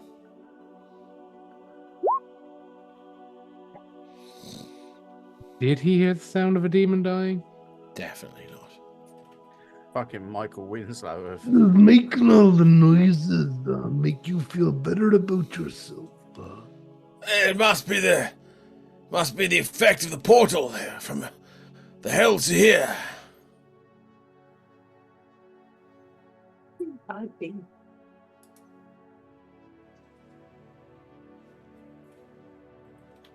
Take a moment and I'll say, Just come upstairs to the attic and let me out. I mean, yes. Help me. You can tell her I'm a little bit busy. Who? and in Draconic he'll respond to the, You know who it is. and that'll be the end of this conversation. Fucking let me out. Whence you came, you shall remain until you are complete again.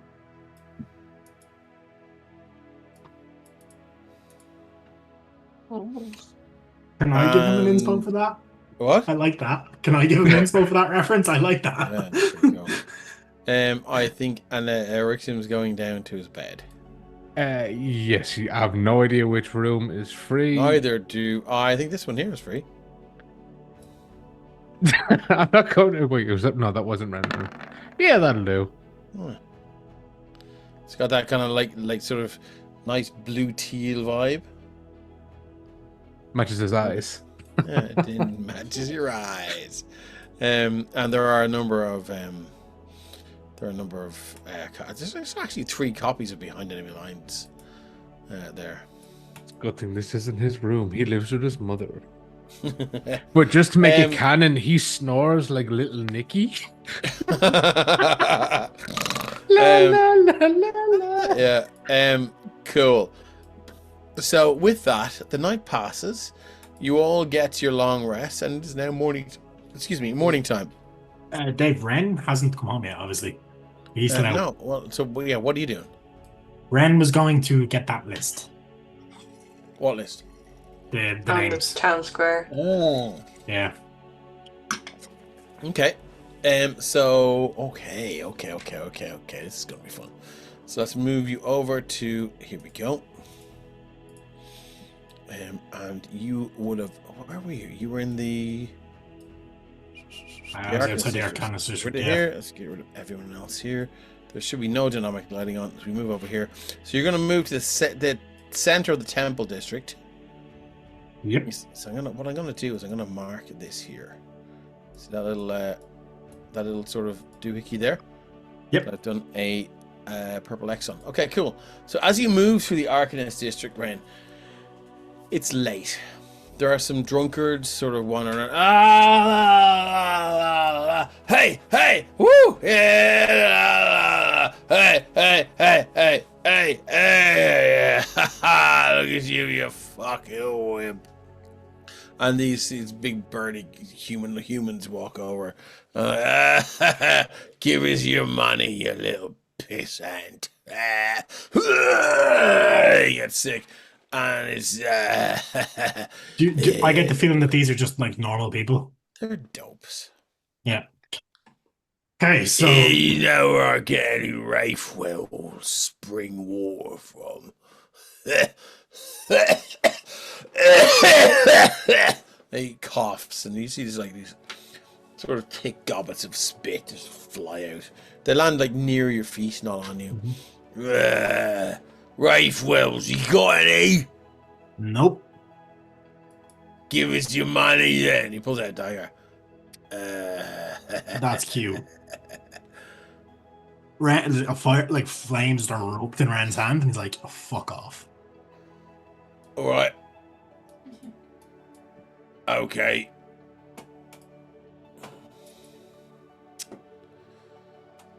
And in fact, give me your money. What? Give me your money. Make an intimidation check with advantage. Yeah. Karma's a bitch, isn't it? I hope this works. I'm proficient in intimidation, I think. You can add your arcana to this. Oh yeah, well, definitely. If it'll roll. I'm just gonna roll the arcana check because it's handier, but my roll 20 sheet for some reason specifically freezes every time I try roll the thing.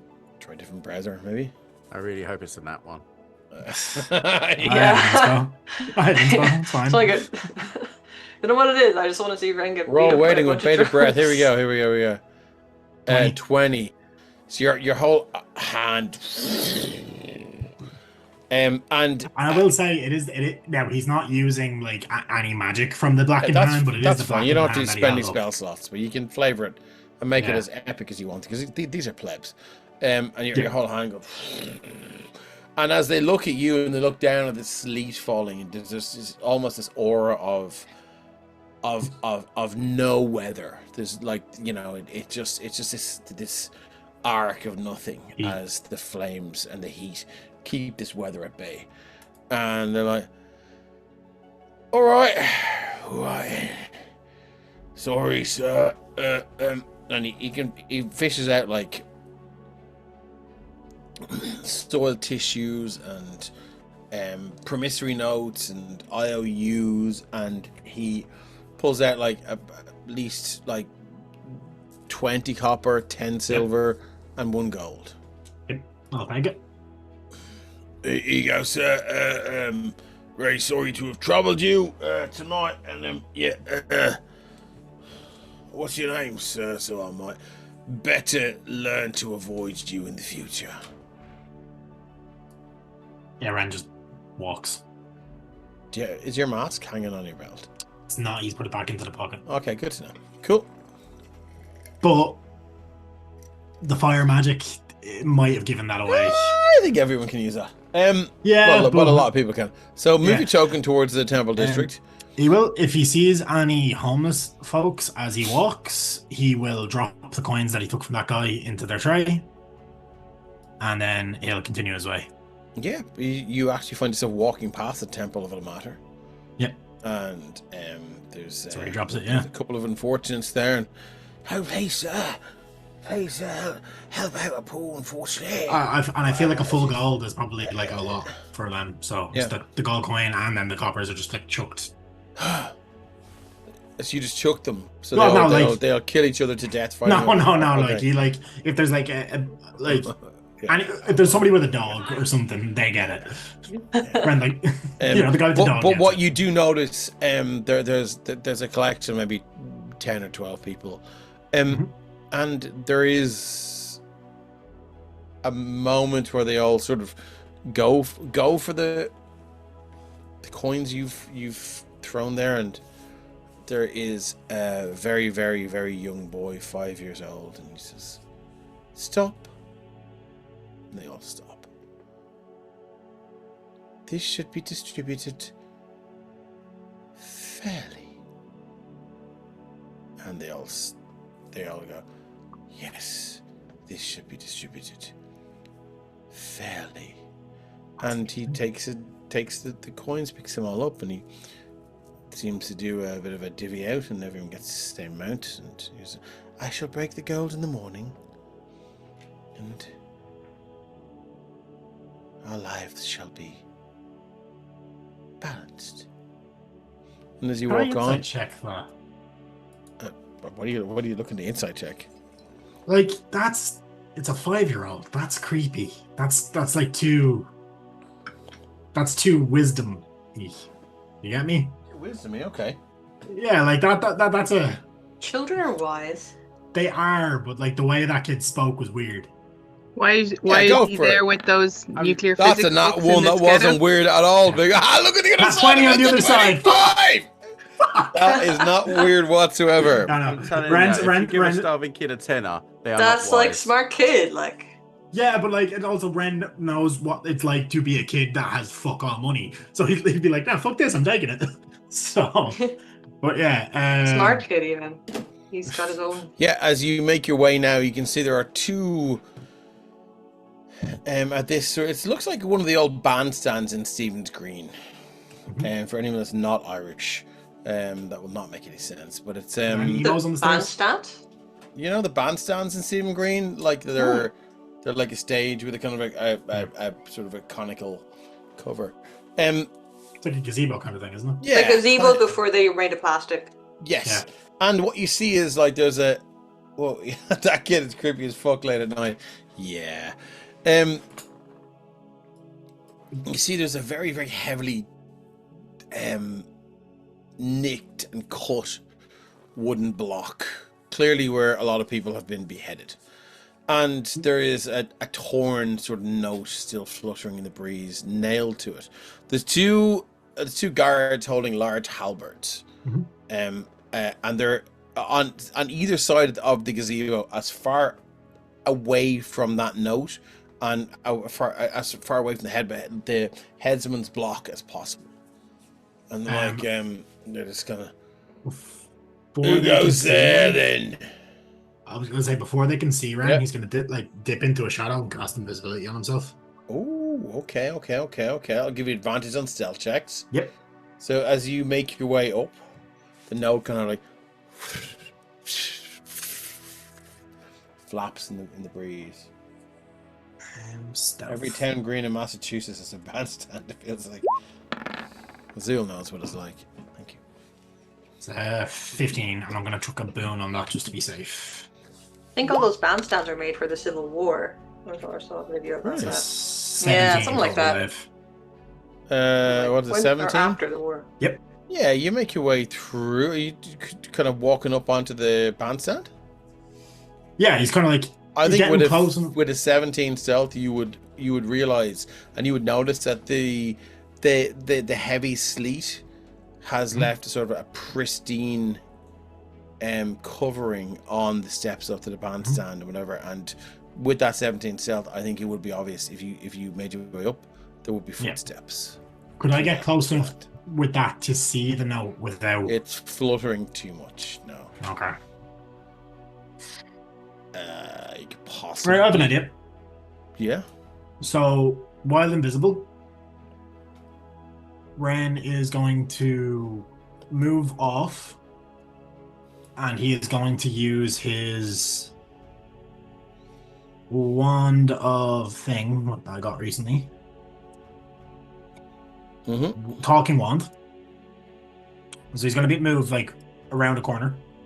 Yeah. He's going to use his talking wand, and he'll be like, "Oh fuck! It's the Spectre!" And then he'll fucking sneak away. Okay, give us talking wand. That just makes his voice 3 times louder. Yeah, so but I'm gonna need a performance check from you just to see how believable it is. Okay. Come on, dice. 18. Yeah. He's not really lying What either. the fuck is a fucking Spectre? Get the fuck out of here! I know, lad, let's fucking go. And they bolt opposite directions. Yep. They're not running for the Spectre, they're getting the fuck out of there because they're terrified. And as you kind of stand there now, Yep, just grabs the letter, and he's not even going to read it immediately. He's going to tuck it into his jacket. Okay. And he is getting the fuck out of there. He is going to dimension door 500 feet out of the Temple District. That's cool. Before you do that. Huh? Before you do that. So where's Ren's character? There it is. There. I'll move you over there. Let's get rid of that X. Let's get rid of that.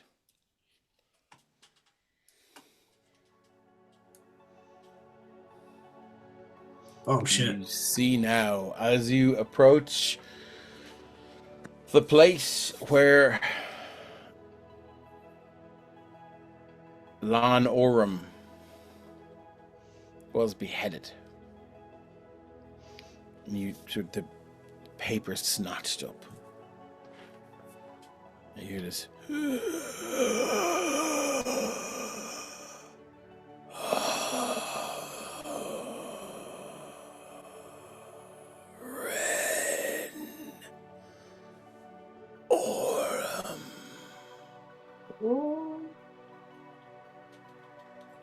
Would that I could take you now.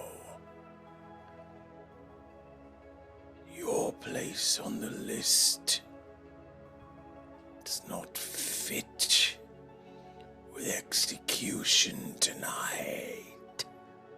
It knows where I am. It can see me, right? It can see you, and you see, you can see in the map. I'm gonna shift Z. Yep.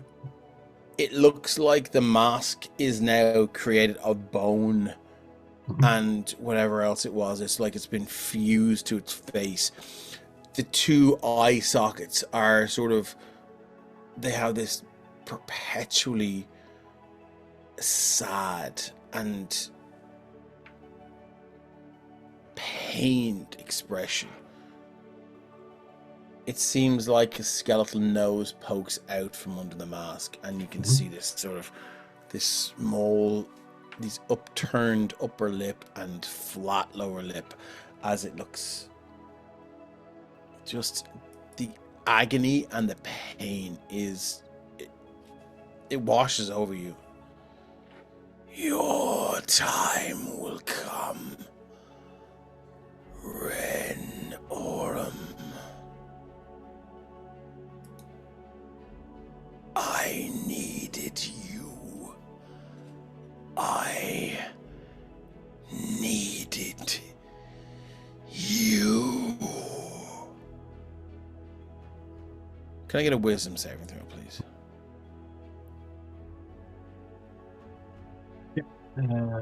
DC 17. Efficient. 24. You put your hand to your nose and there's blood there. Your eyes sting and there's blood running out of your eyes. Your head is ringing. You hear this high-pitched, and it's throbbing in your head. He says,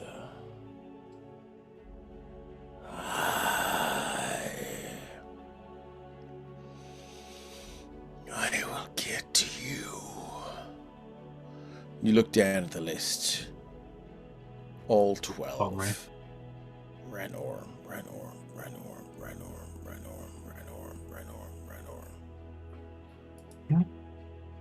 But Mithrasma was on the list apparently though as well, no? Originally? It just seems to be you.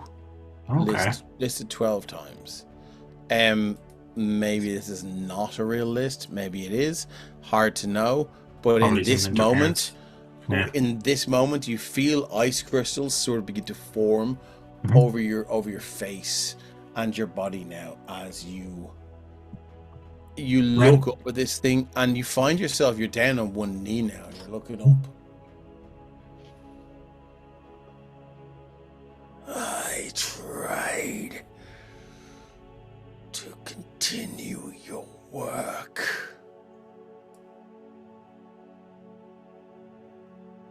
Shouldn't have. It wasn't your place. Needed your help. You could have. Not there. You could have reached out when I was in the city. You didn't. I'm sorry for what happened. I didn't know it was you. I don't. I wouldn't have left if I did. You will be sorry.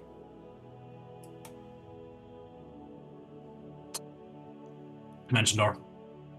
Oh. It's gone. Okay, Gonzo. He's not ready yet. This isn't something he's going to be able to face alone, I don't think. So. Yeah, good. I'm glad the hit point didn't show up there. That's good. Well, like okay. even thematically, he's not. Yeah, like, 100%. Yeah, like that's like that's his little brother. His heart is like, and he's 500 feet off towards the Grim residence, and dimension door is not concentration, so he's still invisible when he arrives. That's fine. So you bop off to say there, and you hear a. Huh! What the fuck? Who the fuck are you? I'm still invisible. Oh, okay, sorry. Yeah. Right. You almost bumped into Dale. Who was Dale again? Have we met Dale? Dale's the guy who owns the equipment shop that is... Oh, it's him! Yeah, that has gone to the... You bop, and you arrive kind of near him. He's fumbling around looking for his keys. You can see, but he's the guy who was... Who has been... if anyone doesn't remember, Kate is a little bit in love with Dale. Jaden meant a lot to Dale. Or vice versa. He is the guy who has been in 8 adventuring parties and the only one that has lived to survive through the 8 adventuring parties. Any adventuring party he joins, everyone dies but him. Dale's a fucking What's genius. the common denominator there? I know, and now he's opened an equipment shop, so it's fine. Real quick, then. Dale is a fucking XP whore. He's a farmer. So want to be a farmer? He's a couple of acres. Walking away, if Dale is like fumbling with the keys, Ren is going to use his like telepathy just for self-amusement here. He'll be like, "Don't go into the temple district. There's a demon." Who the fuck is that? Just gone. He pulls out like this long bastard sword from nowhere. Shing! And he's like, "Who the fuck is that?" It's a fair warning as well. It's a genuine warning. Have you come for me? If you fucking come for me, you bastards. Nope, it's a genuine warning. Do not go into the temple district. The ghost of the You're spectre. talking to him again. Just in his head, yeah. So you just leave the man. The fuck? No, Dale, I mean you no harm. This is like the gods speaking. They always take the This is head. like the god speaking. I am like You see, like he is the bastard sword up over the shoulder now, in a kind of a curious readiness pose. What's like other than Bahamut, like because he's not going to impersonate Bahamut because he wants to keep his head. But what's like a lower tier god that like people would commonly worship, like a god of the craft. I don't know. Make one up. Does anyone D&D lore know one? Make one up. Kate. Yeah, Hephaestus. Yeah. Let's go Hephaestus. Hephaestus. Yeah, and no, this is Hephaestus. Good swords, by the way. But no, there's seriously like a terrifying fucking ghost in the temple district. Get inside quick. Holy fucking shit. Yep. Hephaestus, I pray to you. I pray to you over a hot forge. And finally you answer when I'm about to go home. What kind of give the kind of irony and mockery is this? Hephaestus, when I slaved over a forge to try and it's not mockery, create a weapon. And gods are busy, you know. You choose to speak to me. To save your life. Be kinder to adventurers. Make sure they don't end up like you. And then gone. Okay, and like the camera, Dale, I couldn't fuck with him. The camera pans back around, and you can see Dale's hand is shaking, and he's pulling out a key in the wrong key, and he puts it in. His hands over, like his head's over his shoulder, and he opens the door, and I think it's a good place to finish it up. Basically, just Ebenezer Scrooge fucking What thing? Dale. It's a life lesson for him. Oh yeah, don't worry. We're getting there. A couple of things are going to happen. So as this is a good place to finish up. So the shaking hand goes through the door, and it eventually opens with a rattle, and you can see the door opens to this like very high staircase straight away, and he closes the door and he puts his cloak up on the hook, and he walks up, and he gets upstairs. This is sort of outside of all of us. This is just for the people watching, and you can see Dale walks upstairs, and he's very sort of freaked out because the lights are lit. Candles are lit, and he walks in and he goes, "Faces, is that you?" And the camera will sort of pan over his shoulder, and you'll hear a very familiar voice. "All right, Dale, it's not me, it's Berethia. We didn't know where to go. Way back in Artex. We know you're traditionally bad luck, but we figure if I'm already dead, what better place to go?" And Dale is like, "You know they're after you. You know you've signed my death warrant." She goes, "You ain't got no death warrant, Dale. You're the luckiest son of a bitch I've ever met. You can't die. The day you die, the world dies." And that's where we'll move across to... I'm wanted, dead or alive. Yep, that's I where really we'll move hope across you're gonna have to... a heart attack right there and then. They'll move across to the Grim household. And as everyone wakes up, Mizelu, you kind of go acutely aware of the fact that where is your character? Acutely aware of the fact that Scales slept in your father's room last night. You're kind of like you kind of feel the need to... I'm going to move you over here. You feel the need to Check I didn't wreck the place. quietly just say, "Hey, look, last night was fine, but this is where I stay." Oh, I took Mezelus' room. You did. Oh, that works out so well. Yeah. And Mezelus, as you open the door, you can see the fire is dead. The bed hasn't been slept in. You can move your token in there if you want. Theodore just slept out here in the hallway. What's that? Theodore just slept out here in the hallway. Yeah, yeah. No, I'm just joking. Bigsby would have forced you into. If you walk bed, in so there, you're not that's cluttering that's his no, that's carpet. where Erixium stay. No, it's not. This is your father's room here. Yeah. As you move in now, you can see there is the windows open here. There's the desk is ruined, the carpet's covered in sleet, the windows left open, and you see what looks like a rather newly written note. I'll take a look at it. Sitting on the thing. I'm gonna show it to everyone.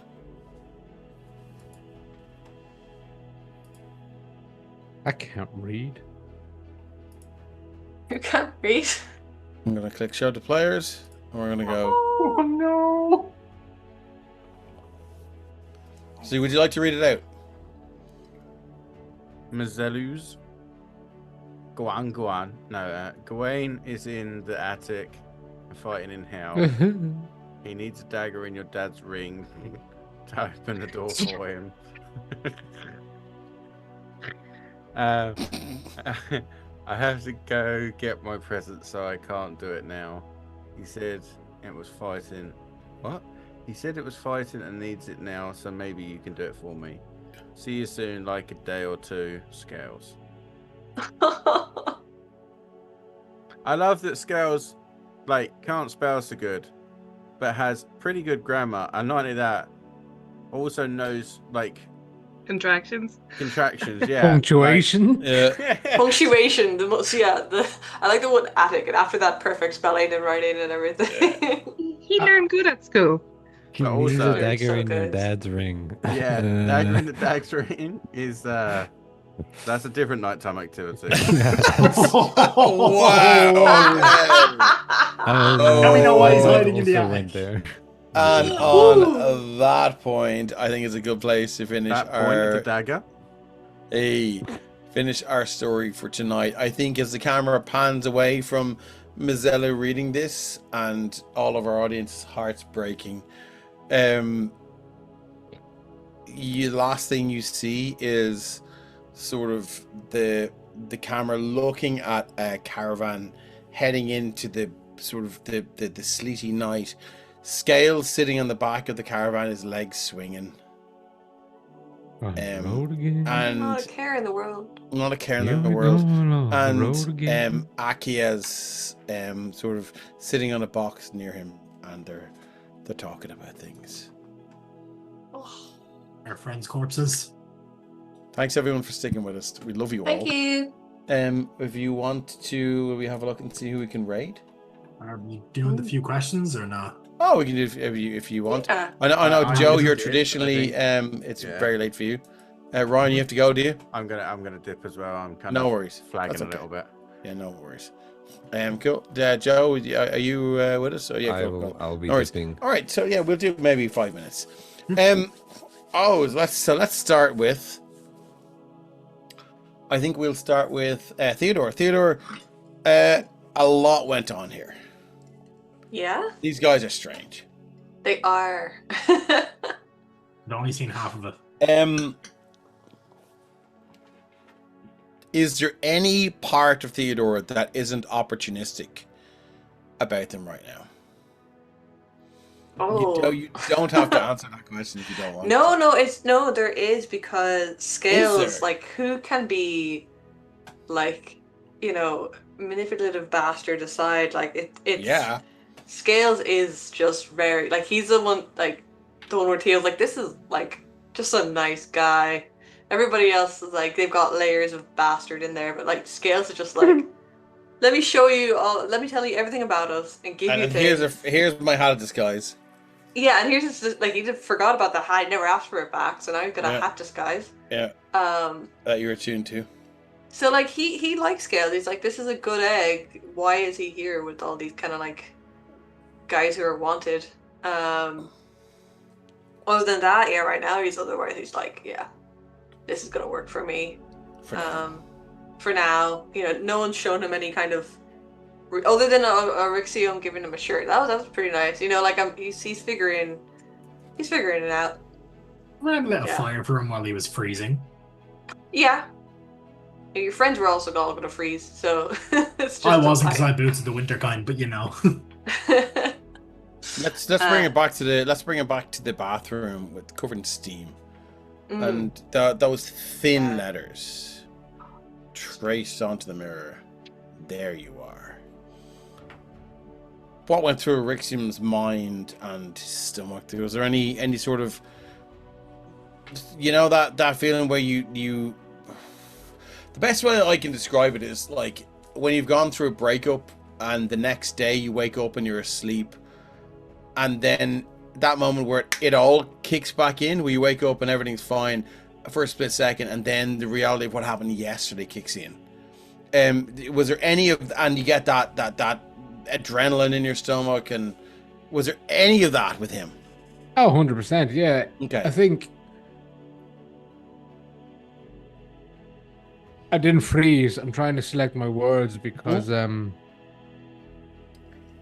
me know English so good. I think when it comes to Tiamat, Arixium is like, it is generally like the ex frequents public places you do. Yeah. It's like back when you'd be dating somebody in Fibbers and you'd break Oh, up, and dude. Thursday nights, €3 a drink, you're walking in and that They're gonna be fucker there. is standing Yeah, there. yeah, It was like, oh, like, don't look at them, don't mention that, and you'll avoid each other all night, but then you've got that one prick in the smoking area that's gonna be like, oh, did you see such and such was here? Yeah, Jesus Christ, it's like you were there with me. Yeah, so it's just like you see each other, you don't acknowledge each other, Yeah. but somebody sticks their oar in, and it just makes all like you get goosebumps from the you absolute prick. Like it's an inevitability that is just unavoidable. Like he's just waiting for that to happen, and when the bitch rears her head, it's like, okay, now is the time we're having the awkward conversation. It did. Yeah. No, I was just saying that really comes across as somebody who doesn't know the history of Tiamat and Eryxium, but it did like see the writing of like there you are. I was like that's like so X's like ooh. They laid out text like what's happening. So as a from a player point of view, Eryxium and Mezelus sort of entered the church and became an acolyte and did all the homework and whatever. The story from last month, last week. Yeah. And so Eryxium went and joined the dragon cult. The cliff notes, let's say, is Eryxium is the older brother. His mother was married to Mezelus Senior. Mezelus Senior escalated in the church and decided, for a reason undisclosed off stream, that he needed to move to Artex. He was higher up in the cleric. He was gaining. He left Eryxium's mother, met Mezelus' mother, had Mezelu. So now there is toddler Eryxium, who is introduced to his new brother, who is the perfect son in the capital, or the religious capital, let's say. Mezelus Senior is gaining power, and all he sees is when he visits that his little brother is the apple of the eye, can do nothing wrong, comes through the ranks, goes to the temple, becomes an acolyte, graduates as a scene we saw last time, and Eryxium is furious that he's not good enough for his father because he never went through the religious camp and Mezelus did. So he sells his soul to a 5-headed dragon to gain power in an attempt to impress his father, with the complete opposite effects that he sold his soul to, and his father's like an extremely high up cleric. And it's his younger brother who was desperate for the love of his brother who ends up saving him, and that's why he is now devoted to his brother as opposed to a god. Yeah. Cool. But the bitch doesn't let go. Yeah. No, God. No, I mean, it's like, I mean, you're tiny and you're nothing, but like, how dare you turn your back on me? But her arrogance, that such an insignificant being could turn its back on her. She does not understand, and she's taken a very unhealthy interest in this. Nobody puts Tiamat in the corner. No, yeah, and at the start, not used to rejection. Bahamut's sort of good grace shielded you from that, but she seems to be breaking through lately.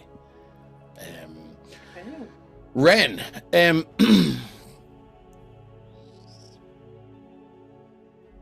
yes. Do you think you remember the page? Does Ren feel? Does he feel accepted? He feels like he's gonna have to prove his worth first. Okay. If he's got a foot in the door, you're gonna need to show him why he belongs. Okay. We'll be the main thing with that.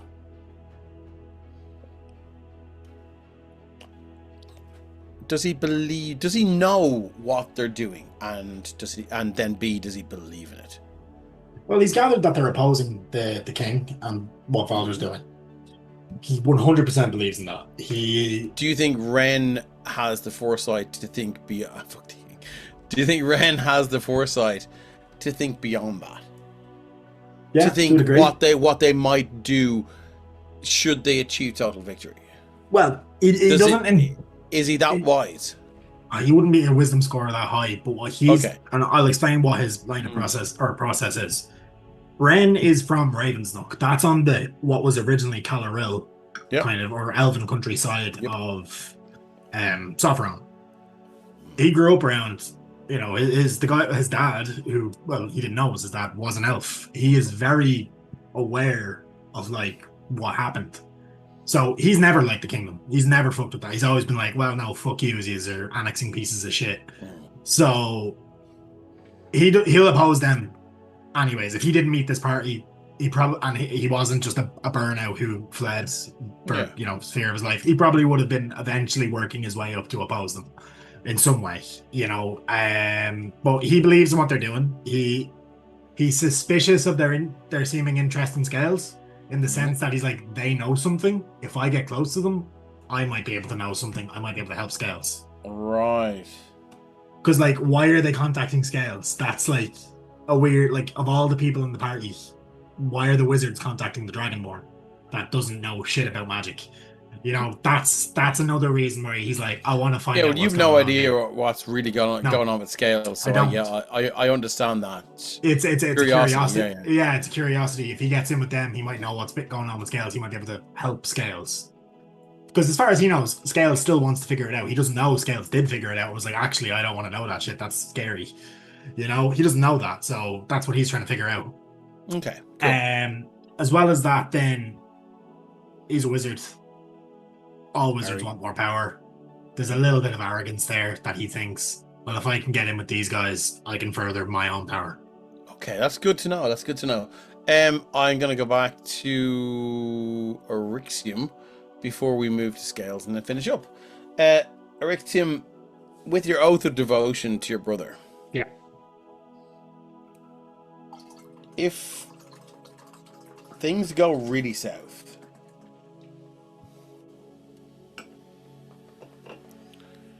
and your brother lies on death's door. Now, like, this is just for, you know, this is sort of out of character, and this is like just fucking around with the ideas and things like that. Do you think if Tiamat offered to save Mezelus, that he would accept that deal once again? Save him how? He will be reading the fine print. True resurrection? Yep. Some bullshit that I'll save him and he resurrects for 30 seconds, but no, true resurrection. Guaranteed back to life, but you're hers forever. Yep. He would march into hell, chin held high. You wouldn't be marched into hell, you would be dragged into hell. But yeah. It would be Hellraiser stuff. Anything for the chains. There'd be hooks through your fucking shoulders, your eyes, everything. You would be just bring on the Chatterer, bring on Butterball, bring on the female. Okay, cool. Good to know. Without doubt or contemplation, and to keep his brother. Brothers. I mean, I'd do that. So, So, when it comes to Scales, then your oath of devotion. You can certainly throw that in a second. I think that because this is something that we haven't had before, is players asking other players questions, which I'm 100% here for. Oh, sorry. This is no, it's awesome. What I was going to what was I going to ask? I've forgotten. Kiva. No, that's fine. It's fine. Mine is just a player question to clarify something, because you said I feel like we know, because as players we've been hearing what you've been saying, but has Scales told? No, you did. You told us that your parents have a present for you. We know. So so Theo doesn't know. I don't think. Oh, I don't. Like Theo tells him, but the rest of the party know. Genie Mac from way. Now, I'd actually Carved Witch's house. Carved Witch's house. Yeah, there was the hallucination there where she was trying to show you them dead or something like that, and they were like, "There's something under the bed." There's something under the bed for you. So, like, this is the problem with Scales. It's been actively on Scales' to-do list to go collect his present from under his bed since he found out about it a very long time ago. But he generally forgets. Or not forgets, but he's very easily distracted by anything in the moment unless something really grabs his attention. and sticks in it. So the rest of the party would know. What he's talking about. I'm guessing Okay. they'll know when they read the note where he's gone and what he's doing, kind of thing. Okay. All right. Sorry, that was just my just to clarify. That's all good. Because That's I all wasn't good. sure. Was it something, Dave, about how Eryxium has his oath to Mizelu and to Scales through Mizelu? That's exactly what it was. Thank you. Thank He you. wants to protect Mizelu for protecting Mizelu, and he wants to protect Scales because Mizelu wants to protect Scales. So a bit of clarity there, because I know that the two of you have sort of, you sort of venerate Scales, and he's sort of this holy figure. So how can your oath be devoted to Mizelu and sort of kind of be devoted to Scales at the same time? Is there can you sort of illustrate or describe the difference between these two people for Mizelu? Sorry, for Eryxium. Obviously, in the moment, there is a harsh risk assessment. Priority number one is Mizelu, with Scales being priority number two, if you're going to label it. If it was a seesaw over a volcano, with Scales on one side, Mizelu on the other, and you have to prioritize one. Yep. Yeah. Which could be the fucking finale of this campaign. Who knows? Don't give him ideas. Hey. Hey, yeah. He would do his best to save Mizelu, and then because he now saved Mizelu instead of Scales would not enrage nor disappoint. I don't know the proper description for how Mezelus feels if the last Dragonborn in Sopherone was inhabited them. Let's just say in the scenario, it was Mizelu and Scales on a seesaw over a volcano. You can only save one. Eryxium would push Mizelu to safety. Then, while plummeting towards the liquid magma, he would sell his soul to save Scales so his brother could save the last dragon. Like, he would turn into a dragon for 30 seconds to grab Scales, fly them up to the top of the crater and drop them off, and then be plunged into hell. It doesn't matter if it was Tiamat or... Ryan's waiting. Ryan's still in chat. He would be hugely disappointed in you. Yeah, exactly. He would be, and that's why I said he would save Mizelu, push him out of the way, then make any contract with any deity to save Scales. So, okay. So, question for you: do you think? Why does Eryxium, or do you think Eryxium thinks so singularly? Why can you only be devoted to one person or idea? Or do you think that Eryxium might get to a place where he can be devoted to two people? Because for the greatest amount of his life, all he wanted was the love and attention from one person. He believed he didn't have it. He focused in the wrong directions. And it was one person who gave their everything to pull him back from that edge. Okay. It wasn't Senior, it wasn't his mother, it wasn't his grandfather. His younger brother gave their everything in an attempt to rescue them. And it was at that moment where he was pulled from the legitimate claws of the bitch queen herself. And her cult. That he was like, huh? And her cult. Oh, exactly, yeah, but... Church now, actually, the tendrils of the bitch. And at that time, our good friend,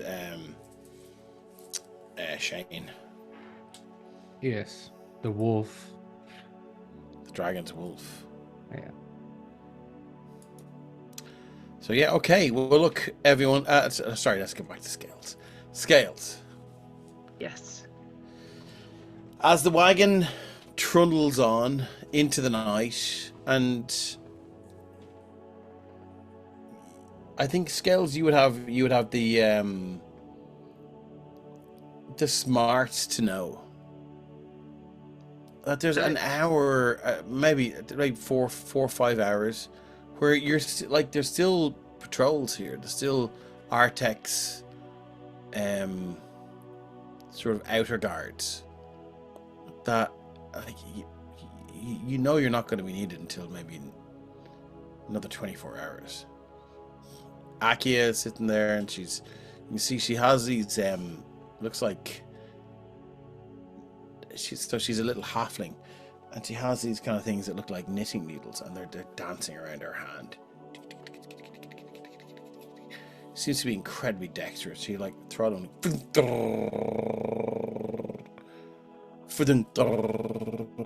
and she just keeps throwing them into the wood of the side of the wagon or a thing, and she's just, and then she'll reach for it, and it will just almost jump out of the wood and jump back to her hand, and it's like she has, if you've ever seen the game Kerplunk, it's like she has like 18 of these tiny little silver, or you've seen platinum before, she's got tiny platinum needles in her hair.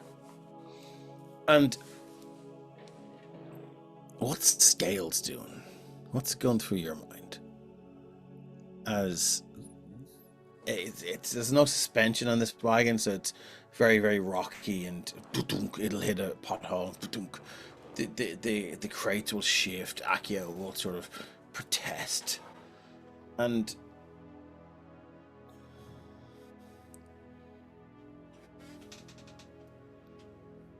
is like Scales in any way feel like he's running away? No, he doesn't feel like he's running away, because Scales is fully despite anything that has been told to me, the player of Scales at this point fully believes like it'll only take him about a day to get there and a day back, and you know, he isn't leaving the group. He is literally going to grab this thing and come back, because they're his friends and they're his team. So he doesn't feel like he's running away from anything, but he's just like doing an errand essentially. But he's not. I know I joked in one of the meme threads that like he's Bilbo jumping over going on an adventure. But he's not. That's not the sense he has. Like he would be very aware that he's pulling a Jaden right now. Like, and the thing that he was deeply hurt by Jaden doing, is he aware of that element to it? Yeah, like to scale. Why didn't he ask his friends to help him do the thing? Because like he mentioned that he wanted to do it, and then everybody else had stuff that they wanted to do as well. I think we did that in the last stream. Yeah, we did, but just like, Scales never asked. No, he just mentioned that he wanted to do this. Hey, I'd like to do this. Yeah. Yeah. And so nobody volunteered. And Scales took that as people aren't interested in. No. It wasn't that. His thought process on this is more, everybody has these important things that they need to do. And I need to do this. And I can do this on my own. I can just go collect the thing and come back. And then everybody doesn't have to put down the important stuff that they need to do. Cool. And their important stuff will be far more important, probably in the great scheme of things. So I'll just go do this and come back. And he left a note, and in the note he says, I'll see you in a couple of days. He did say explicitly in the note, I'm coming back. It's not a goodbye forever kind of thing. It's just, I have to go do this thing, come back. But he's still sitting on that wagon, chatting away to Akio and everything, and in his usual happy zen Scale state. But in himself, he does know he just pulled a shitty move, like, in that I just snuck off to do this. Well, I That's hope that we have bad. Shane watching, so that he knows what a shitty move is, and we've Yeah, well, this confirmed dickhead move. what a shitty move is.